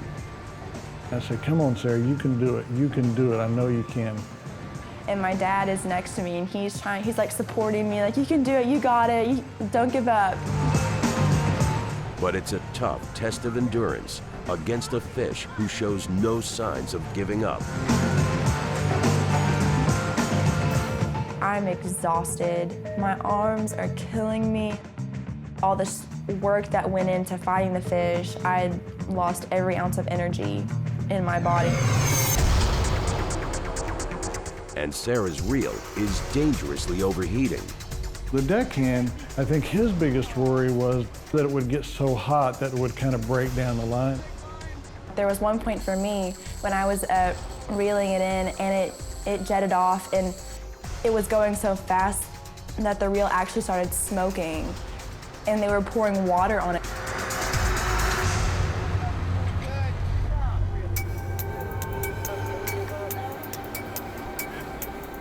As the brutal battle wears on, Sarah's almost ready to give up. Suddenly, she feels the line go slack. Convinced she's lost her catch, she looks down into the water and sees the biggest fish of her life. I see this figure under the boat, like I see like this silver shape in the water. And so I start reeling it again, faster and faster and faster. Re-energized, with all hands helping, Sarah's determined to land the whopper fish. Heart pumping, adrenaline rush. It was like a big battle for me and I had to win. In a furious fight to the finish, at last, she's got it. And it's a monster. This is the biggest wahoo I've ever seen. It's this huge monster fish. The Haywards are convinced it's a record breaker, but they have no idea by how much. At the dock, Sarah and the wahoo cause a sensation. People are taking pictures and there's this one guy and he was like, "Who caught this fish?" And I was like, "I did." He was like, "No, you didn't." I was like, "Yeah, I really caught this fish." He totally didn't believe me. I'm a girl from Nacogdoches, Texas, and nobody knows where that is, and there's no way that I just caught a world record fish. The monster stretches nearly 2.5 meters, weighing in at 83 kilograms, decimating the existing record by more than 10 kilograms.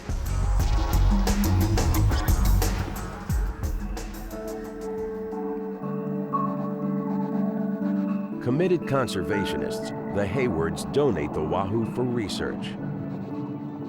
Because the wahoo is somewhat difficult to track down and get a real bead on, there's not a lot that's understood about the wahoo. A lot more research has to be done with this fish so that people can understand those things and we can really get a good handle on how to protect it and nurture it back and keep the populations up. As a general rule, the Haywards and an increasing number of sports fishermen practice catch and release, letting even prize catches go free. It's a trend with tremendous impact. There's almost a great deal of peer pressure about catch and release. Catch your fish, catch a quick picture, turn that fish back, let it live on, let it go. And catch and release techniques are improving with new understanding of the dangers of overtaxing big fish. Increasingly, anglers recognize time is a matter of life and death. The faster a fish is hooked, reeled in, and released, the greater its chances for survival.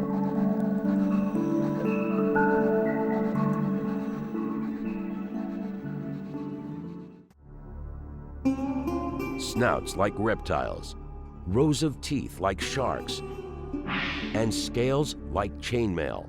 One of freshwater's most ferocious prehistoric monster fish, the Alligator Gar. This is a fish that looks as tough as it is.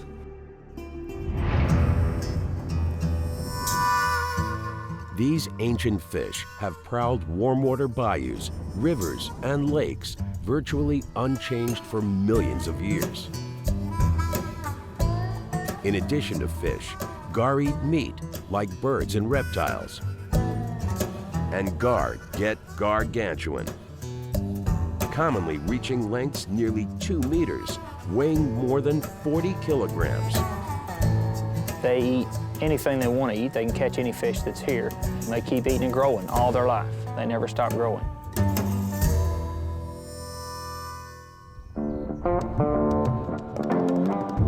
What's the secret to gar growth? It comes down to a few major physical advantages. One covers them from head to tail. Thousands of bony scales that fit like a suit of armor and protect them from predators like actual alligators.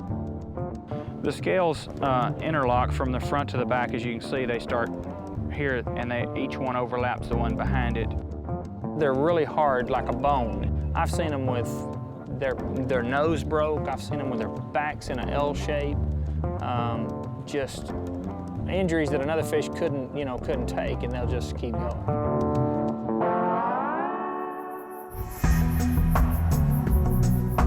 Another advantage is highly unusual.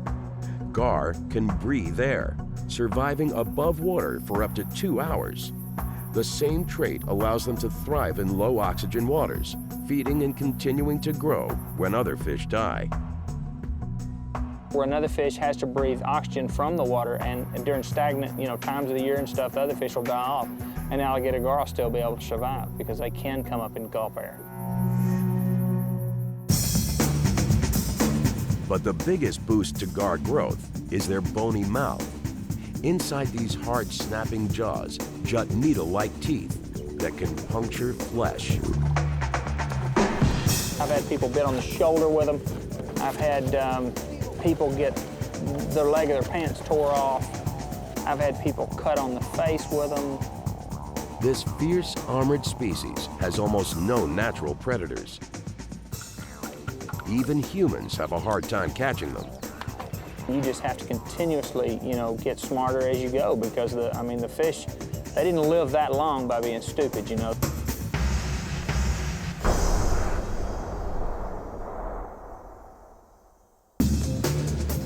This professional gar fishing guide practices catch and release. His method marries sport with conservation. It's all about how gar bite. They have so much bite pressure down that if she doesn't get the hook inside of her mouth and while she's chewing the bait, she'll crush the hook just completely. Treble hooks are a life-saving design. Traditional single-prong J-hooks snag inside a fish as they're pulled upwards, tearing organs. But a 3-pronged treble hook divides the load of the upward pull more evenly. The result? The hook stays put without tearing tissue. Plus, the hooks use metal that's actually digestible. I think you did. They're made out of light brass wire, and what will happen is that hook will go in the stomach. The stomach acid will typically start breaking the hook down very fast.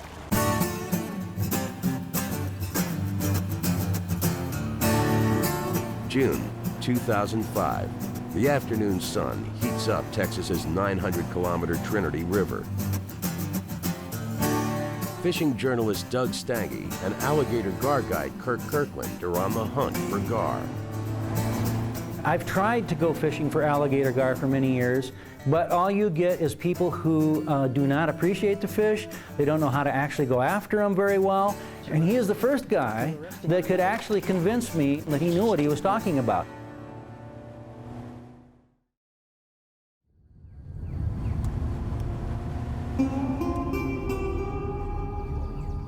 In the boat, the men watch the water closely.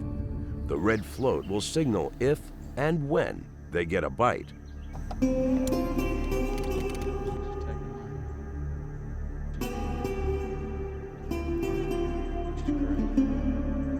All at once, it dips.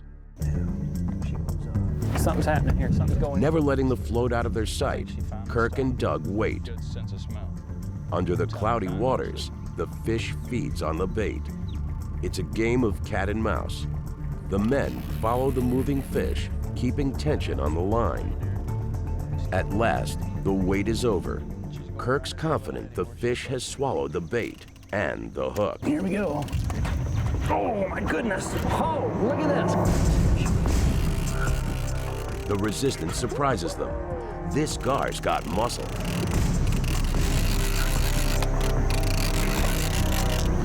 She is just towing us around. And she's just that massive. I mean, she just pulled the boat around with us. Come on. Man, oh man. Come on, come on, come on, come on, come on. Yeah, big gar, big gar. Can't make her do it. With Doug pulling hard, the fish surfaces. Here she comes, here she comes. Judas Priest. She is immense. I've never seen anything quite like that. Because that is a big fish. That is unbelievable. I mean, that is a big gar. All right, here we go. There she comes. Oh, it's a big fish. She's not ready yet. But the supersized specimen's too heavy to land with fishing line. To bring it on board, it's gonna take something special.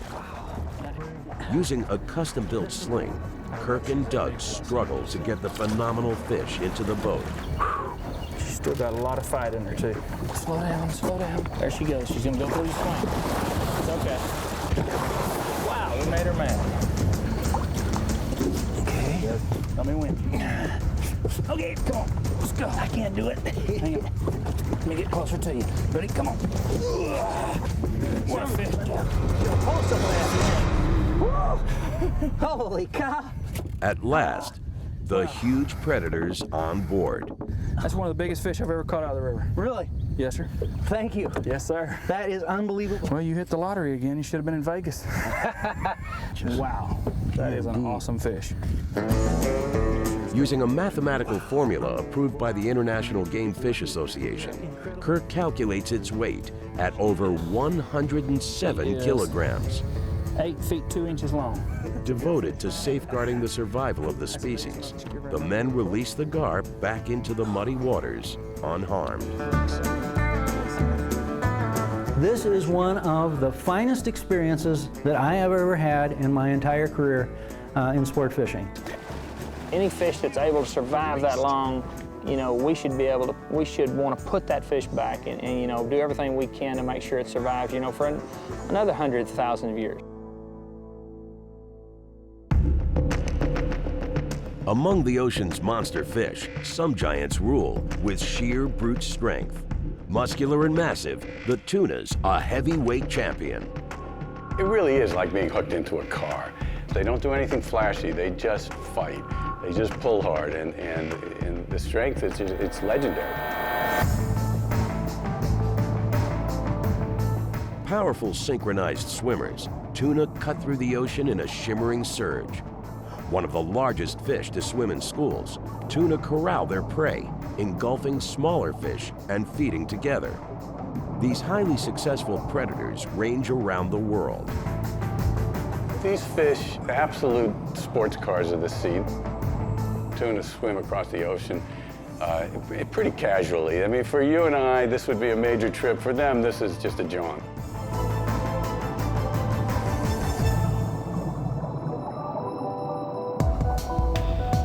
But from albacore to yellowfin, no tuna tops the bluefin, behemoths that regularly grow to hundreds of kilograms, stretching more than 2.5 meters and beyond. How do these tuna get so big? Part of it comes down to an amazing adaptation, warm-bloodedness. Tuna have huge quantities of oxygen-rich red muscle that helps these athletic swimmers generate and retain heat, keeping their bodies a full 15 to 20 degrees warmer than the surrounding ocean. Down deep, staying warm means more than survival. It's an all-access hunting pass, allowing tuna to feed on prey in regions too cold for other fish to hunt. Amazingly, only polar regions are off limits. Because they've evolved this ability to maintain their body temperatures above the water temperature, are able to exploit resources that it's just not available to other species.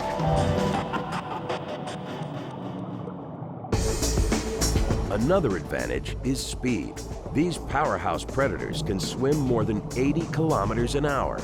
To the untrained eye, their bulky bodies look far from streamlined, but tuna are built to charge. They just seem almost too fat to be a fast-swimming fish. There have been tests done in tanks measuring the resistance of these fish in the water, and it turns out that that shape is the most hydrodynamic shape. Even for the best fishermen, tackling tuna strength is the ultimate challenge. You got to be careful not to blow yourself out and like run yourself out of energy, you know, before the fight ends, because it could go on for hours. Hey, watch the rope! Watch the rope! September 2005. The South Pacific waters off the west coast of New Zealand in the Tasman Sea. Legendary Auckland angler Peter Jackson heads out with a group of friends for a few nights of tuna fishing. Even for skilled sportsmen, these rough waves demand serious sea legs. It's usually generally perceived as the Wild West, and it's pretty isolated and real rugged seas. It can get quite rough down there, nasty. As the group hits the open ocean, they sense tuna all around them. monster fish coursing and feeding beneath them. They're not afraid of, don't seem to be afraid of anything. And they obviously travel around on schools most of the time. I don't think they got much to fear at all. On this trip, Peter Jackson's determined to catch a whopper. In 2000, he became the first to snag a giant 198-kilogram bluefin on rod and reel. Now, Peter hopes to up the ante with an even bigger fish. Deep into the third night of fishing, he gets a bite. Whatever he's got, it's huge. Peter braces himself, harnessed and standing for maximum leverage. He knows hooking a big tuna's no guarantee to catching it. With their tremendous strength, tuna will fight to get away for as long as they can. That fish just took out probably 700 metres of line in one go. And then it just took off again and took another 600 or 700 metres of line out. Yeah, it was just unbelievable.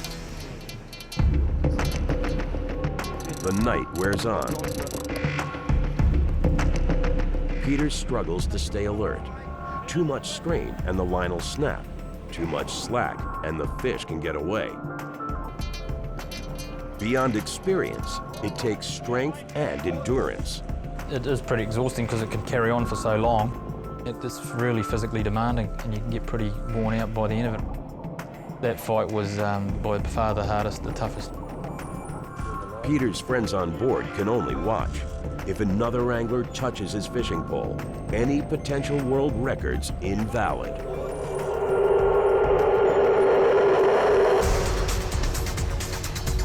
At last, Peter sees the giant tuna at the surface. It's slowing down.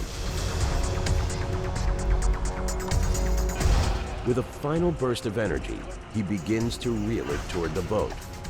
But with so much muscle and mass pulling against him, Peter risks getting pulled overboard. Those fish are a lot bigger than a human. It does happen that occasionally that two people do get pulled in. The men rush to secure the whopper with a strong commercial winch. Every move matters. Nice work, boys. Nice work. The slightest mistake, and the prize fish could get away. Where's the bed? Where's the bed? The Herculean effort pays off. A bluefin behemoth caught. Everyone's eyes are popping out of their head and thinking, Jesus, look at the size of this thing. Scales confirm it. The whopper's 280 kilograms, more than 80 kilograms heavier than Peter's 2000 record tuna. 2.5 meters long and wide as a refrigerator, it's an astounding specimen. It's just such a thrill, you know, it's all adrenaline and emotions of anxiety and all sorts of things going through your head. You don't expect it to be the big one.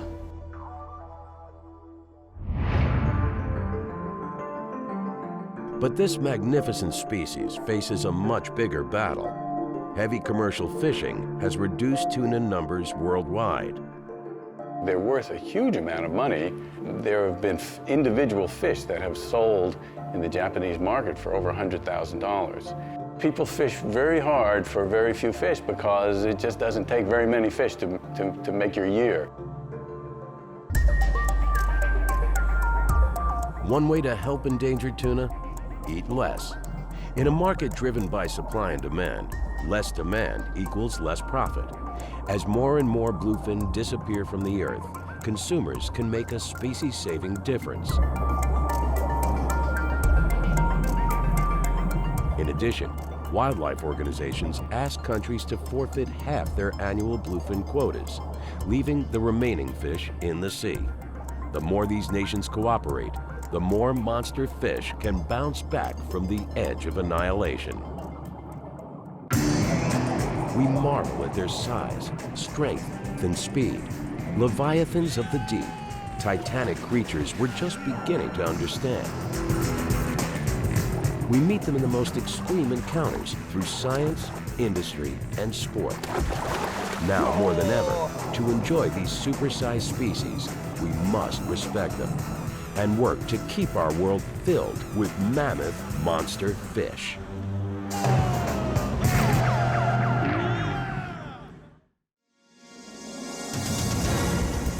It's got teeth like a shark. They are like razor blades. A taste for blood. The giant snakehead will attack. And even walks on land. All of a sudden, this thing springs legs, you know, and Nikes. To some, it's the ultimate prize. To others, it's a deadly threat. If an angler turns it into us, it gets whacked. And it may be coming soon to a river near you. It's Fishzilla.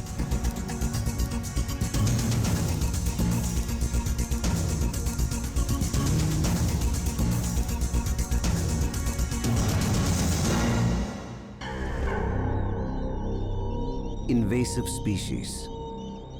In their native habitats, they live in balance with nature's food chain. But in foreign territory, they can become dangerous intruders. Many start from a single colony and multiply to a deadly swarm. Some feed and breed so successfully, they annihilate whole ecosystems. Now, there's a new invader on the block, a ferocious fish with a massive appetite and razor-sharp teeth. It may even walk on land, the snakehead. May 2002, Crofton, Maryland. A quiet American town is about to encounter terror straight out of science fiction. Amateur angler Paul DiMauro fishes a small pond behind a strip mall. He hooks a strange-looking fish. Unable to identify it, he snaps a few photos. He releases it back into the pond, but DiMauro's curious about the alien-looking creature. He drops off the photos at the Maryland Department of Natural Resources. He has no idea he's about to set off a firestorm. Paul DiMauro caught one in May, took a couple of pictures and let it go. At the time, he didn't know he had hooked a fish that can breathe air and use its fins-like feet to cross land. You ever seen the torpedo in like the movies? Exactly like it. I thought it was a beaver coming. I mean, it has so much of a wake. Real nasty fish. When the picture came into DNR, it was recognized as being something unusual and different that we ought to look into. Maryland biologists fear the worst. They email the photos to Florida ichthyologist and invasive species specialist Walt Courtney. For Courtney, one look is all it takes. As soon as I saw the photograph, I recognized what the species was, Chana argus, the so-called northern snakehead. The northern snakehead, or Chana argus, is native to Asia. There, it lives in harmony, kept in check as both predator and prey. But snakeheads are also known to lash out at any who approach them. Of the 29 known snakehead varieties, many, like the giant snakehead, are powerful hunters with ravenous appetites and sharp, snapping jaws. Jaws that can tear flesh, even human flesh. Thailand's Srinikaran Reservoir is a known snakehead stomping ground. Local fisherman Lung Tiang describes a violent snakehead attack. One day, after fishing near his riverbank home, he was preparing to turn in. At the water's edge, Lung gathered up the day's catch. Out of nowhere, a sharp pain ripped through his hand. At first, I wasn't quite sure what bit me. I saw a lot of blood on my arm. Inside their home, Lung's wife was cooking dinner. She heard a piercing wail. Frightened, she followed the screams to her husband's side. I ran to see him and he was bleeding so much. He asked me if it was a snake, but I said no, it's a fish. When I looked again, I just saw something very big and black. After closer inspection, Lung identified his attacker. A snakehead. Dark and massive, it slithered in the water beneath him and returned to its lair underneath Lung's house. The couple was shaken. They had no idea how long this fierce creature had been nesting directly under their feet. The bite was bad, but Lung knows the damage could have been far worse. I thought I was lucky it didn't hurt me that much. They can bite your entire hand off. In the US, snakehead attacks are just a small part of their danger. To an ecosystem, invading snakeheads pose a far greater threat. Outside its natural habitat, the northern variety can decimate a food chain. Unlike the tropical giant snakehead, the northern can thrive in freezing waters, feeding and multiplying year-round, starving out native species. Add an ability to breathe air and possibly even walk across land, and the snakehead's a formidable foe. I sent an email back and I said, you better get out there and have your people check that pond to see if there's more there. For US biologists, a northern snakehead invasion's a nightmare scenario. For Baltimore Sun reporter Candy Thompson, it's breaking news. You know, it was a reporter's dream as a story. And this had science, and it also had science fiction. Thompson's front page headline, "It lurks in Crofton's waters," spreads faster than the frightening fishzilla itself. The creature, nicknamed Frankenfish, tightens its grip on the public. By the end of that second week, it was crazy. It was more insane than almost anything I've run into. Camera crews and reporters gather at Crofton Pond, epicenter of the growing media circus. The pond is drawing fishermen and national attention. And everyone's hoping to catch a glimpse of this real-life Loch Ness monster. It's like this creature out of science fiction. You know, it eats everything in its path. When it's done with that, it walks out of the water, eats your picnic lunch, eats your pets, and just keeps moving. But scientists know the snakehead crisis is all too real. Are there more out there? Maryland's Department of Natural Resources puts out an all-points bulletin. Snakeheads wanted, dead or alive. Anyone who catches one must report it immediately, and under no circumstances put it back in the water.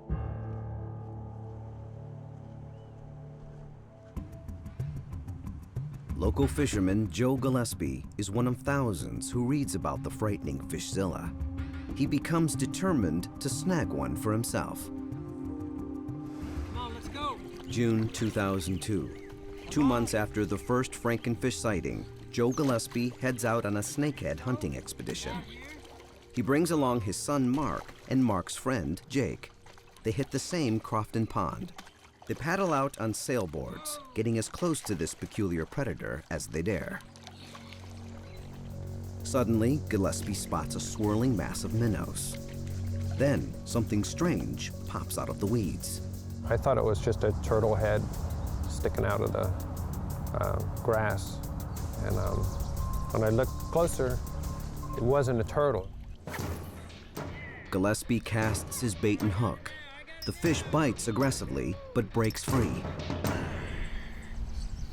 Gillespie tries several more times, getting nibbles, but no bites. About to give up, he gets the strike he's been waiting for. He's surprised by its strength. Pulling it in, the angler's astonished. It's a monster. Baring its shark-like teeth, the scaly fish is still fighting, trying to gnaw its way through the net. Staring at the slimy creature, Gillespie ends the struggle, the only way he can. I put the point of the knife in the top of his skull so he'd stop fighting and biting. Back on land, the whopper catch measures over ½ a meter long. At the dock, the fish is a sensation. We took a picture with the Sunday paper, and then I think my brother showed up, and then my nephews, and people started showing up at the pond here.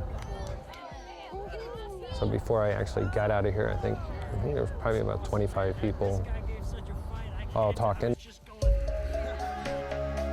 But to Dr. Courtney, Joe Gillespie's whopper catch is extremely bad news. His enormous specimen measures 8 inches longer than Paul Damaro's, suggesting Maryland offers optimal conditions for snakeheads to grow big and thrive. And if they can thrive, they can multiply. Even worse, they could already be spawning. The northeastern part of the United States would be very good habitat for northern snakehead. The proof comes all too fast. The following week, fishing the same Crofton pond, angler Joe Gillespie catches 7 baby snakeheads. Scientists now know they're facing a full-on invasion.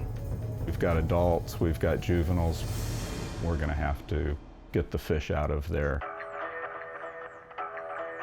Now, the infamous Frankenfish is public enemy #1. We were probably hitting about 100 calls a day. People in the area are actually worried that it can get into their house, that their children who may be around the pond are in danger. It was pretty crazy. According to Maryland's Department of Natural Resources, the snakeheads are being fruitful and multiplying. It gets kind of nutty when you get to the point where you've got Jon Stewart talking about it, and you've got David Letterman making jokes about it, and you've got the Weekly World News weighing in on what it is. I mean, then you can't tell fact from fiction at all. The fearsome fish even inspires its own horror movie. Something's out there. Something unnatural. A fish. Pot snake. Pure evil. A fish that don't need water. With a bite like a gator and a meanness to match. Some snakehead thrill seekers jump at any chance to see one, touch one, or even eat one. Annapolis, Maryland chef Jerry Trice capitalizes on the snakehead's ghoulish reputation and the public's insatiable curiosity. True Annapolis style, they dove in head first. They were very curious. There was fear. I think a lot of gawkers more than actual people that wanted it. But for some, the ultimate thrill is owning this fishzilla, no matter how petrifying and physically powerful a pet. I had a customer who had a fairly large snakehead in a 75-gallon tank. Came swimming across the tank full force, hit the side panel, and cracked it. They can get pretty powerful and have a good head of steam enough to break glass.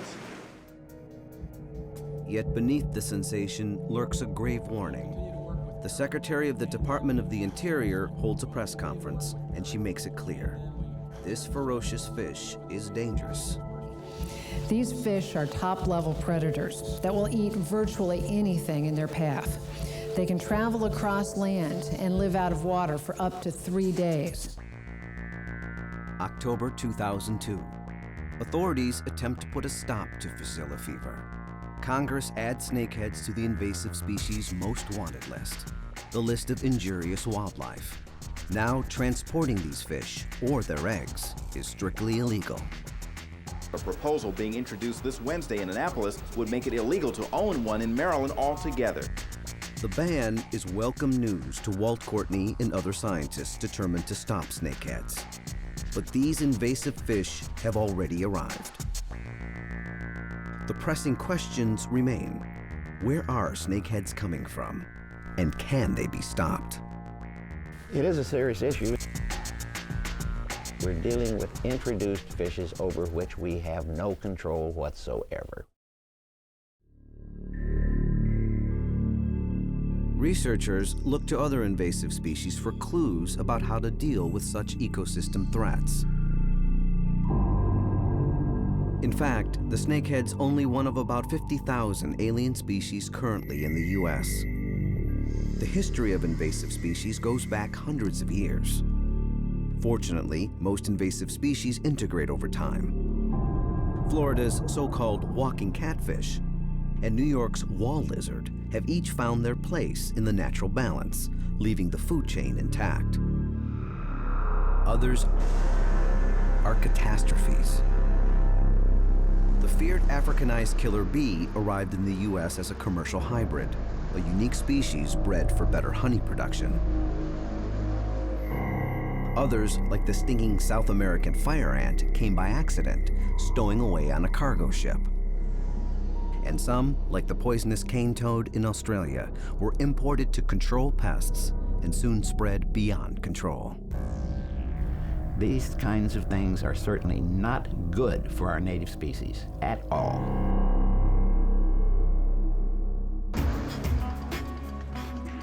Today, scientists fight back with strategies from genetic crossbreeding to habitat destruction, to one of the riskiest methods of all, importing yet another enemy species to combat the invader. But some alien invaders, like the snakehead, show no signs of blending in. It represents an introduction of something that can compete and possibly outcompete the native fishes. Now, as Steve Early and other concerned biologists analyze the growing snakehead crisis, they fear the worst. Is there any way to stop this tenacious fish?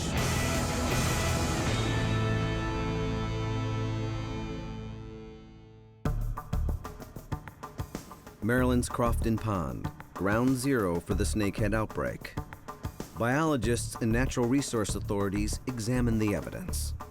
Facing a possible eco-catastrophe, they have only two options: control it or annihilate it. They decide to fight the spreading snakehead scourge before it becomes an epidemic. Authorities choose their deadly weapon: poison. September 2002. 4 months after the first snakehead sighting, authorities administer a powerful pesticide called rotenone to Crofton Pond. The poison will kill every fish in the pond, including native species. But in the war against the snakehead, it's a price scientists are willing to pay. Though the rotenone will remain active for up to 4 weeks, biologists expect native species to be successfully reintroduced, repopulating the habitat once again. The poisoning works. Within days, the rotenone yields a disturbingly high number of dead snakeheads. 1,200, including 6 adults. Local biologists breathe a sigh of relief. I'm certain I killed every single snakehead in there. I'm certain I killed every single fish in the pond.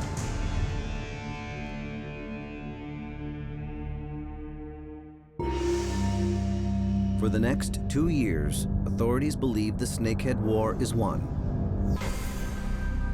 Then, disaster.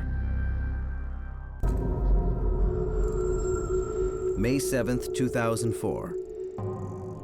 An avid angler fishes a Potomac River inlet called Little Hunting Creek, looking for bass. Instead, he reels in something else.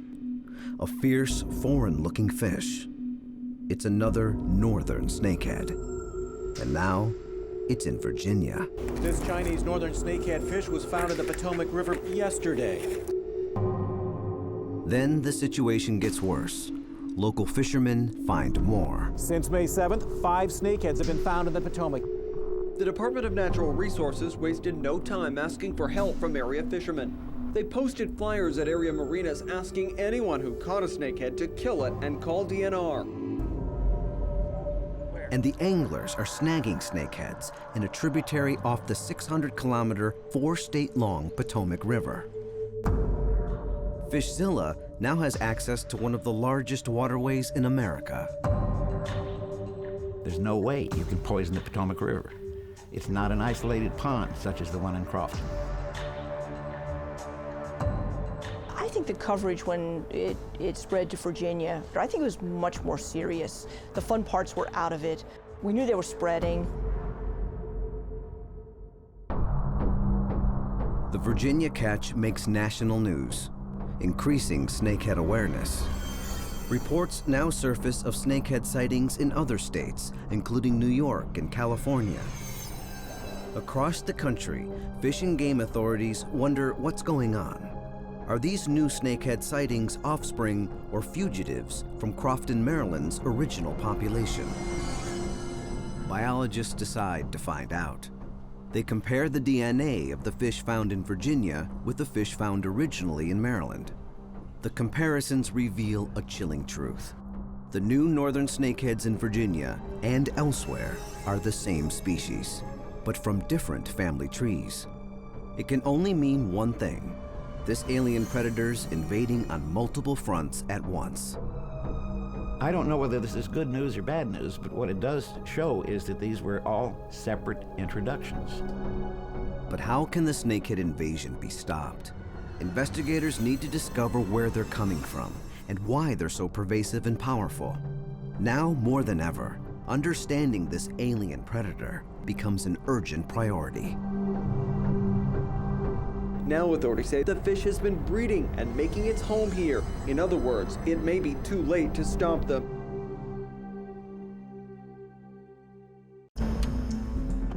Virginia fisheries biologist John Odenkirk believes knowledge is his most powerful weapon against the snakehead threat. The fish is now breeding in his own backyard. To stop them, Odenkirk wants to know as much as possible about how snakeheads behave, mate, and migrate. Whenever you don't know, that sort of breeds a fear or an uncertainty. And we've never had to deal with a fish like a northern snakehead. When you handle them, they fight you. They're good fighters and a sort of a bad boy fish. Odenkirk's first task is to tackle the vicious rumors and separate hysteria from truth. Some say the fish resists captivity so strongly, it'll do anything to escape. Odenkirk tries an experiment to test snakehead determination. He places 8 snakeheads in a tank with a steel mesh cover. To escape, they'll have to fight their way out. He returns the next day. Odenkirk is stunned. The tank is nearly empty. 6 fish are lying behind a door. It's proof of the snakehead's will to survive. They love to jump and they'll figure a way out. Right here, there was, I guess, in this spot, they just kept jumping until they found that spot, and once one made it out, the rest must have realized, hey, this is the way to go, and they got just one in a row, just kept right behind them. The biologist also wants to test rumors that this fishzilla breeds supernaturally fast.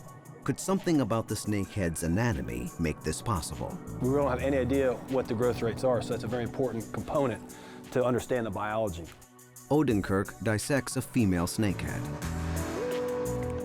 The biologist cuts off the snakehead's inner ear bones. Growth rings inside these ear bones reveal the fish's age and therefore its spawning potential. And it's like counting rings on a tree of this fish's age, which I'm guessing just based on its size is probably going to be 4. By age 4, this female may already have played her part in spreading the species by the thousands. A northern snakehead reaches sexual maturity by age 2 or 3. Each spawning age female like this one can release up to 15,000 eggs at once. What we'll do with these ovaries is we'll take a subsample, weigh the subsample, and then count how many individual eggs are in the ovary. We'll be able to model that index across the year to watch sort of how the spawning season progresses. In fact, snakehead spawning statistics are alarming. Snakeheads can mate as often as 5 times a year. This means in just 2 years, a single female can release up to 150,000 eggs. In a natural habitat where predators and prey work in balance, fast breeding's kept in check. But in a foreign ecosystem where natural predators are missing, it can lead to a disastrous population explosion. Another grisly rumor is the snakehead's reputed taste for blood. Odenkirk examines the precise anatomy that gives fishzilla its bite. These are definitely impressive teeth. To me, it looks more like a saltwater fish in terms of its tooth structure. As you can see here, you've got several rows. And while it may be extreme to compare it to a great white shark, its appetite is nearly insatiable.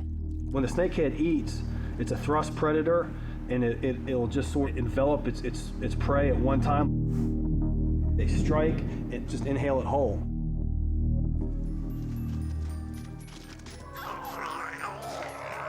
To complete this monstrous picture, some say the snakehead can do something few other fish can: walk on land.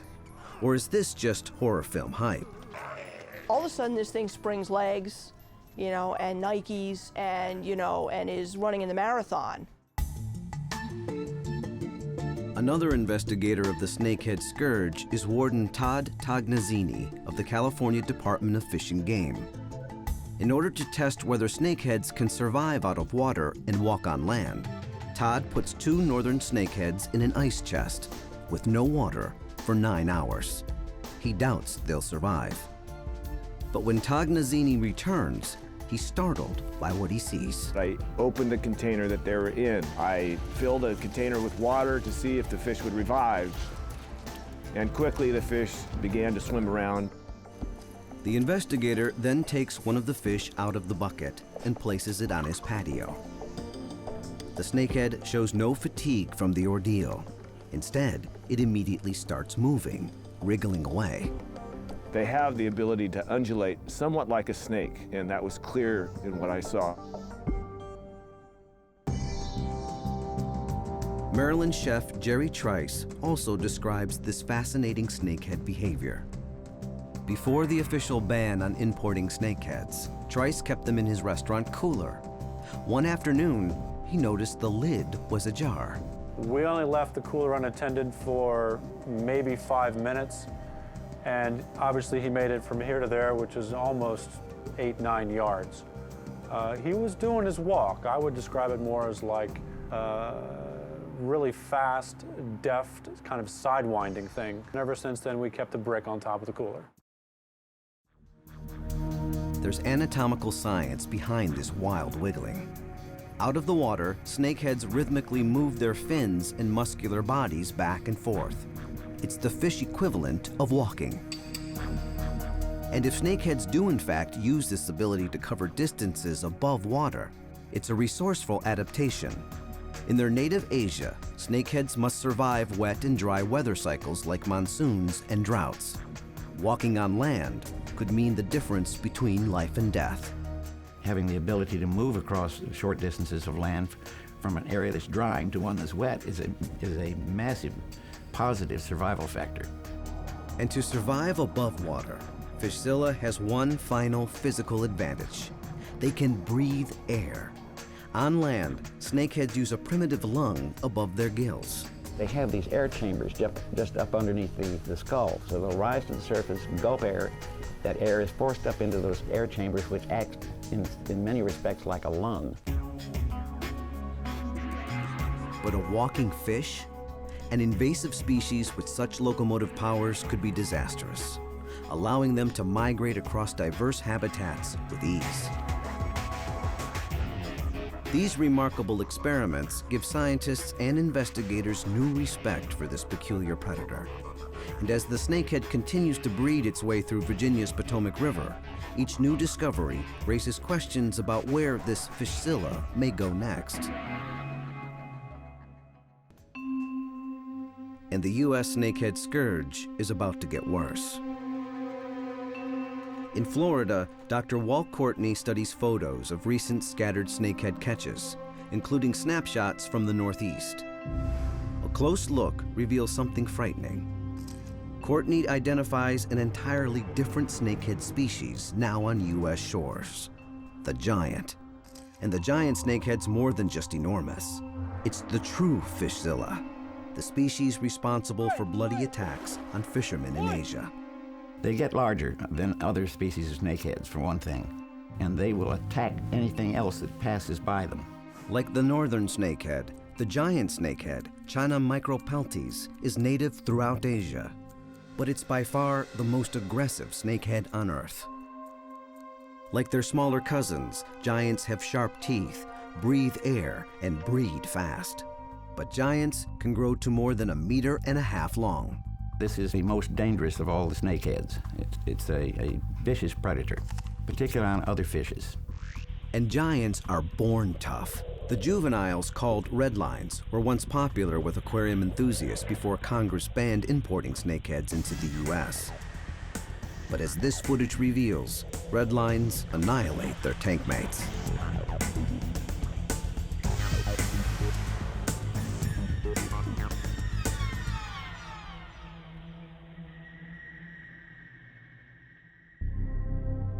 Dr. Courtney's determined to stop giants from adding to the snakehead epidemic. Post-congressional ban, he needs to know how these invasive fish are still making their way into the US. Are they coming directly from Asia, smuggled by human hands? Or is this a new strain of giant snakehead, a snakehead mutation, or new subspecies making its way across US waters? I'm convinced that there are more species of snakeheads than the 29 that have been reported in the scientific literature to date. Courtney believes he'll find the answers on the fish's home turf. He turns his attention to Thailand, well-known giant snakehead stomping ground. He asked Thailand's famed snakehead fishing guide, Jean-Francois Elias, for help. He wants Jean-Francois to take a DNA sample and send it back to the US for a species comparison. It's a vital opportunity to trace if and how snakeheads are traveling across entire oceans.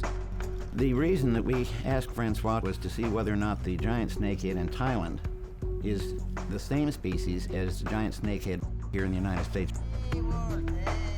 In Thailand, Jean-Francois agrees. Neither scientist nor angler knows what this mission will turn up. He, of course, is out there living with these snakeheads all the time. Most biologists don't do this kind of thing. You can get a tremendous amount of very valuable information on the biology of a fish from an angling guide, especially one that's as observant as Francois is.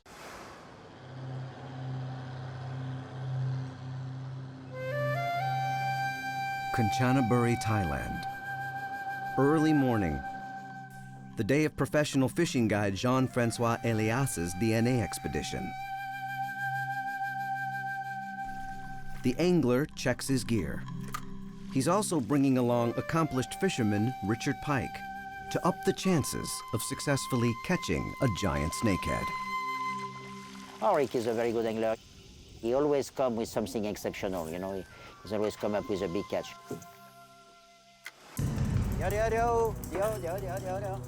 The men divide and conquer to cover as much territory as possible. They set out for the nearby jungle reservoir. These fertile waters are an ideal habitat for the stealthy, slithering snakehead, offering a menu of fish and meat. Giant snakeheads sometimes feast on small birds, reptiles, and swimming rodents. It's the top predator on the water. It's a savage fish. It's just a great fish to hunt. Okay, now we are going to try a different lure. Catching this cunning fish takes skill and intimate knowledge of their aggression. It's visual. It's when a snakehead is striking, when he's attacking your lure, you see it. Bam! You just feel the heat. You feel it in your hand, you know. To catch giants, locals look for a ball of fish fry they call look croc. Here's why. Adult snakeheads force their hatchlings to breathe air by pushing the babies to the surface. To a fisherman, the tiny breathing snakeheads look like a wriggling ball. From there, it's deceptively simple. Attack the baby ball, and the adults attack back. Right, it's maternal instinct, you know. Nothing different than people. Any woman or any father in the world, okay, if you slap his kid, he will jump at you. It's the same for fish, you know. Jean-Francois hits all the prime areas. He's hoping for a healthy specimen to examine and send data back to the US. He casts, pulls hard, and feels a quick bite. But the fish swims away. So far, the snakeheads are wary of his lure. Jean-Francois scans the waters, looking for signs of schooling fish. You got to be a real challenger. You have to cast. If you're a quitter in life, forget about snakehead fishing. You need tam. Suddenly, he spots a layer of red bubbles, indicating a ball of giant snakehead babies. Right. Look, he's coming up. Look, this ball on top. You see it? And where there are babies, there's a mother right behind. We know the mom is there and she's big. Jean-Francois makes a quick cast. An infuriated mother snakehead attacks the lure. It's nothing but a challenge, you know. Oh, shot! The cat. She bite one time. She bite. You can see the foam on top. And breaks free. Sometimes it's crazy, you know. You have a big ball of fry, and the mother, she splits the fry. That's not a stupid animal. That's a very smart fish. At last, a catch. A juvenile giant snakehead. But the mothers escaped. Not a monster, but it's a nice fish. Good strike. Jean-Francois wants to find a fully mature adult for measuring and photographing. The more information he can gather, the better. Then Jean-Francois gets a call. It's news of another catch. Back at the houseboat, Richard Pike has landed a Leviathan, a meter-long, record-breaking giant snakehead. Feel great. Full of adrenaline. It's still flowing. Shaking. What we got here is something like we can call a catch of a lifetime. This is a 9 kilo 2 female giant snakehead that my friend Rick caught on top water. Jean-Francois quickly measures the fish and snaps photos. Don't move, man. Smile. Look at me. The day's giant snakehead catches give him the material he needs to send to America.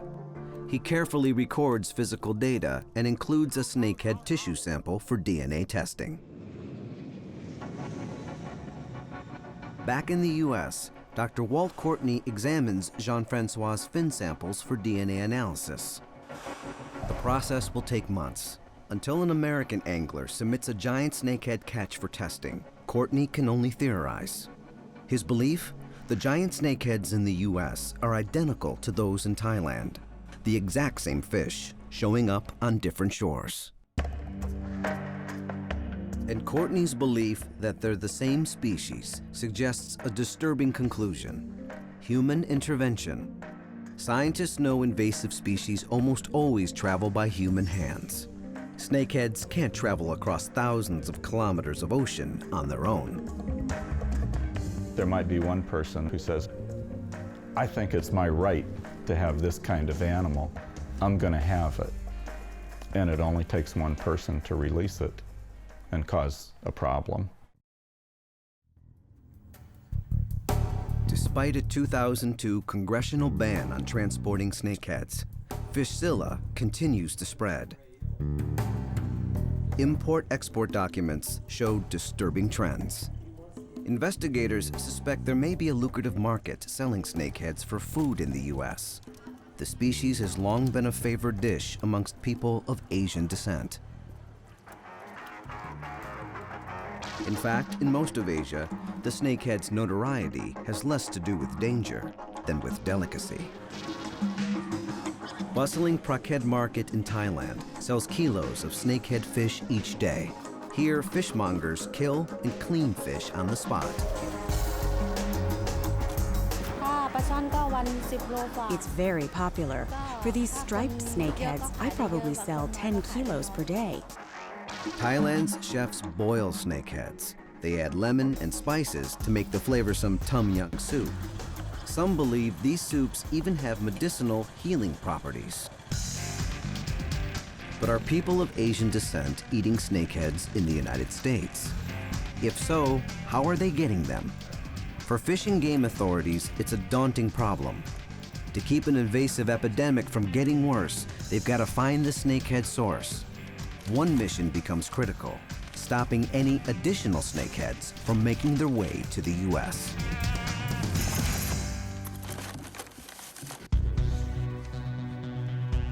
April 2003, just 6 months after Congress's official snakehead ban, investigator Todd Tognazzini of the California Department of Fish and Game gets an informant's tip. A Korean supermarket in Los Angeles has arranged to smuggle snakeheads into America aboard a passenger airline from Seoul, Korea to California. We did covert tails of the product as it would come into the airlines. Agents intercept the plane at LAX airport, but they're not ready to confiscate the goods. They want to track the delivery to the buyer, confirming exactly who's selling these illegal snakeheads in the U.S. and why. Agents mark the fish with small but unmistakable incisions for later verification. They follow the delivery truck to a large Korean supermarket in Los Angeles. Tognazini and his team stake out the market. Stuff's still back there. Looks like they're ready to unload right now. We were tailing shipments of snakehead to the market and ultimately watching it get unloaded at the market and also getting put out and offered for sale. And what he uncovers is deeply troubling. Since 2002, the markets sold approximately $25,000 worth of illegal live snakeheads annually. It's the biggest snakehead bust in U.S. history. I think anybody interested in importing snakehead into California would think twice, knowing the consequence that was held in this case. The supermarket pays fines of over $200,000. And the bust confirms it. Snakeheads are being smuggled illegally from Asia into the U.S. But another question still remains. How are these alien predators getting into the wild?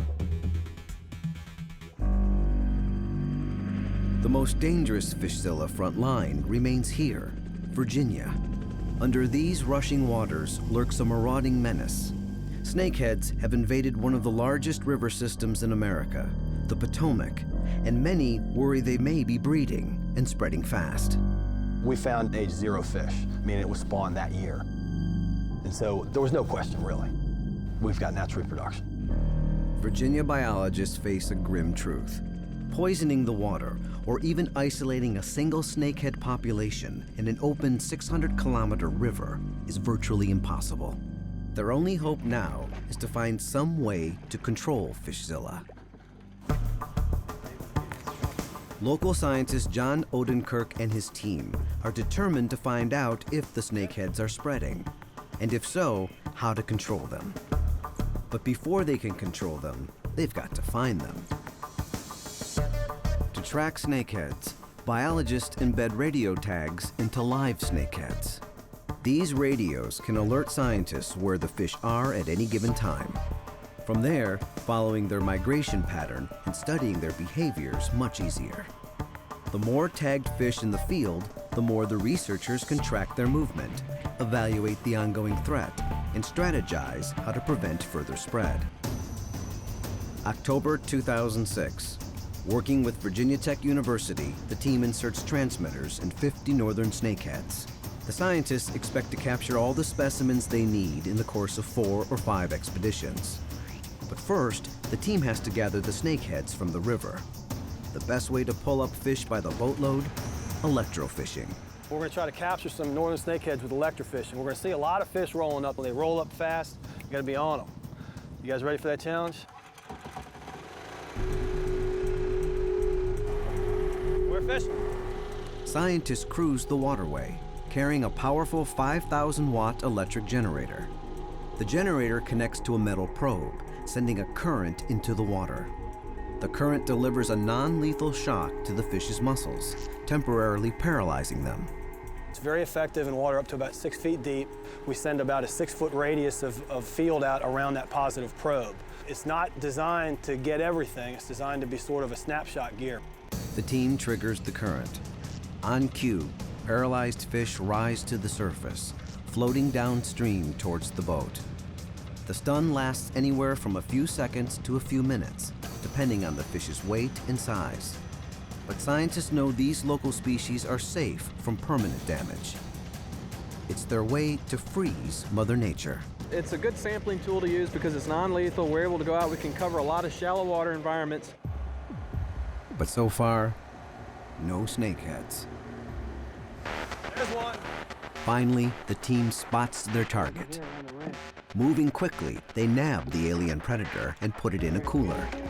In addition to tagging, captured snakeheads get measured and cataloged, recording physical traits, estimated age and sex. It looks like it may be a female. You see sort of a abdominal bulge here, indicating ovaries perhaps. Nick, is this the flow balls? Yeah, it's all set. The biologists prep their first snakehead sample for tagging. To get it ready, they put it in a tub of clove oil. Surprisingly, this common household spice contains a numbing chemical called eugenol. For humans, eugenol is a potent topical anesthetic. For fish, it's a sleeping pill. After a few minutes, this fish will be sleepy enough where we'll be able to implant it with a transmitter. Because if we try to cut it now, it'll thrash somewhat. Odenkirk tags the now sedated snakehead with an individual ID number. It's got a phone number on it to call, and it's got a logo that says reward, $50, and then it's got an individual ID number. So if somebody catches this fish, we want to know, so they'll return the radio. The fish is now ready for surgery. I'm going to make the incision. Biologist Nick LaPointe inserts a transmitter into its abdomen. I'm making the incision along the stomach, just to the side of the midline. Try and avoid it puncturing any of the important organs inside there. Each transmitter emits a unique frequency, allowing researchers to track its migration for up to a year. And so that radio tag simply sits in the fish at the tail end hanging out. And the last thing I'm going to do is put a few sutures in this fish to stitch it up and close the wound. Are you all set? The team releases the tag fish back into the Potomac. Now, they test the device by using an antenna to track the fish's movements. When we track a fish, it beeps once every 1.5 seconds. If the fish has died or the tag hasn't moved in at least 8 hours, then it'll beep once every 3 seconds. So that delay in the beep lets us know if the fish is inactive or dead.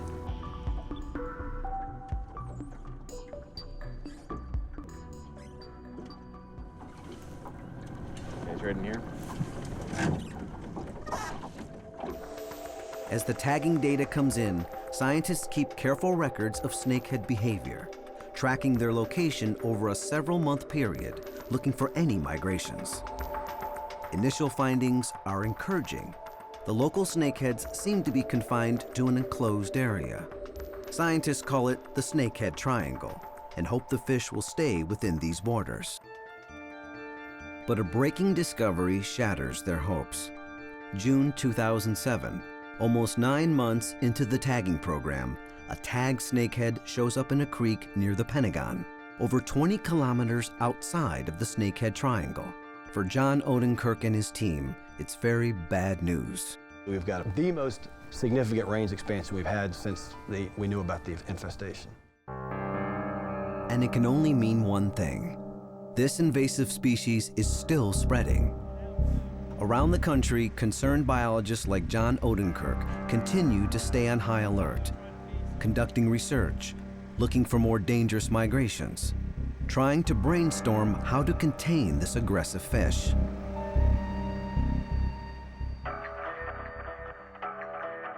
And in the end, the question remains, how did the two most dangerous snakehead species, the giant and the northern, invade the U.S.? Most experts now believe the giant snakehead entered American waters when alarmed pet owners became overwhelmed and released them into the wild. They grow very quickly, and can outgrow someone's aquarium, and what do you do in a situation like that? People have released them. And as for the dreaded northern snakehead, its story may reveal the most tragic and ironic truth of all. Sometimes those with the best intentions can wreak havoc. The snakehead doesn't need legs to walk around. Humans will carry them. And we've demonstrated that time and again. Incredibly, someone confessed. A Chinese-American man living in Maryland saw news reports of the northern snakehead scourge. He told Maryland Natural Resource authorities he believed he was responsible. In 2002, the man bought 2 live snakeheads from a New York market. He planned to make a medicinal soup for an ailing sister, but his sister recovered before he cooked them. To bring her more good fortune, the man released the fish into Crofton Pond. He was following an ancient custom known as ceremonial animal release, or prayer release. It's a tradition still practiced in Asia today.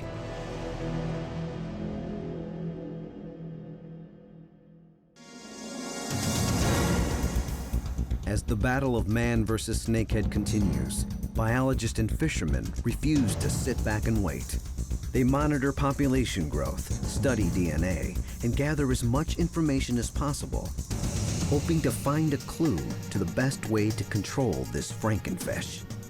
Only time will tell how dangerous this foreign predator is to the ecosystem. But one thing's clear, the snakehead has already earned the title of an unforgettable fishzilla.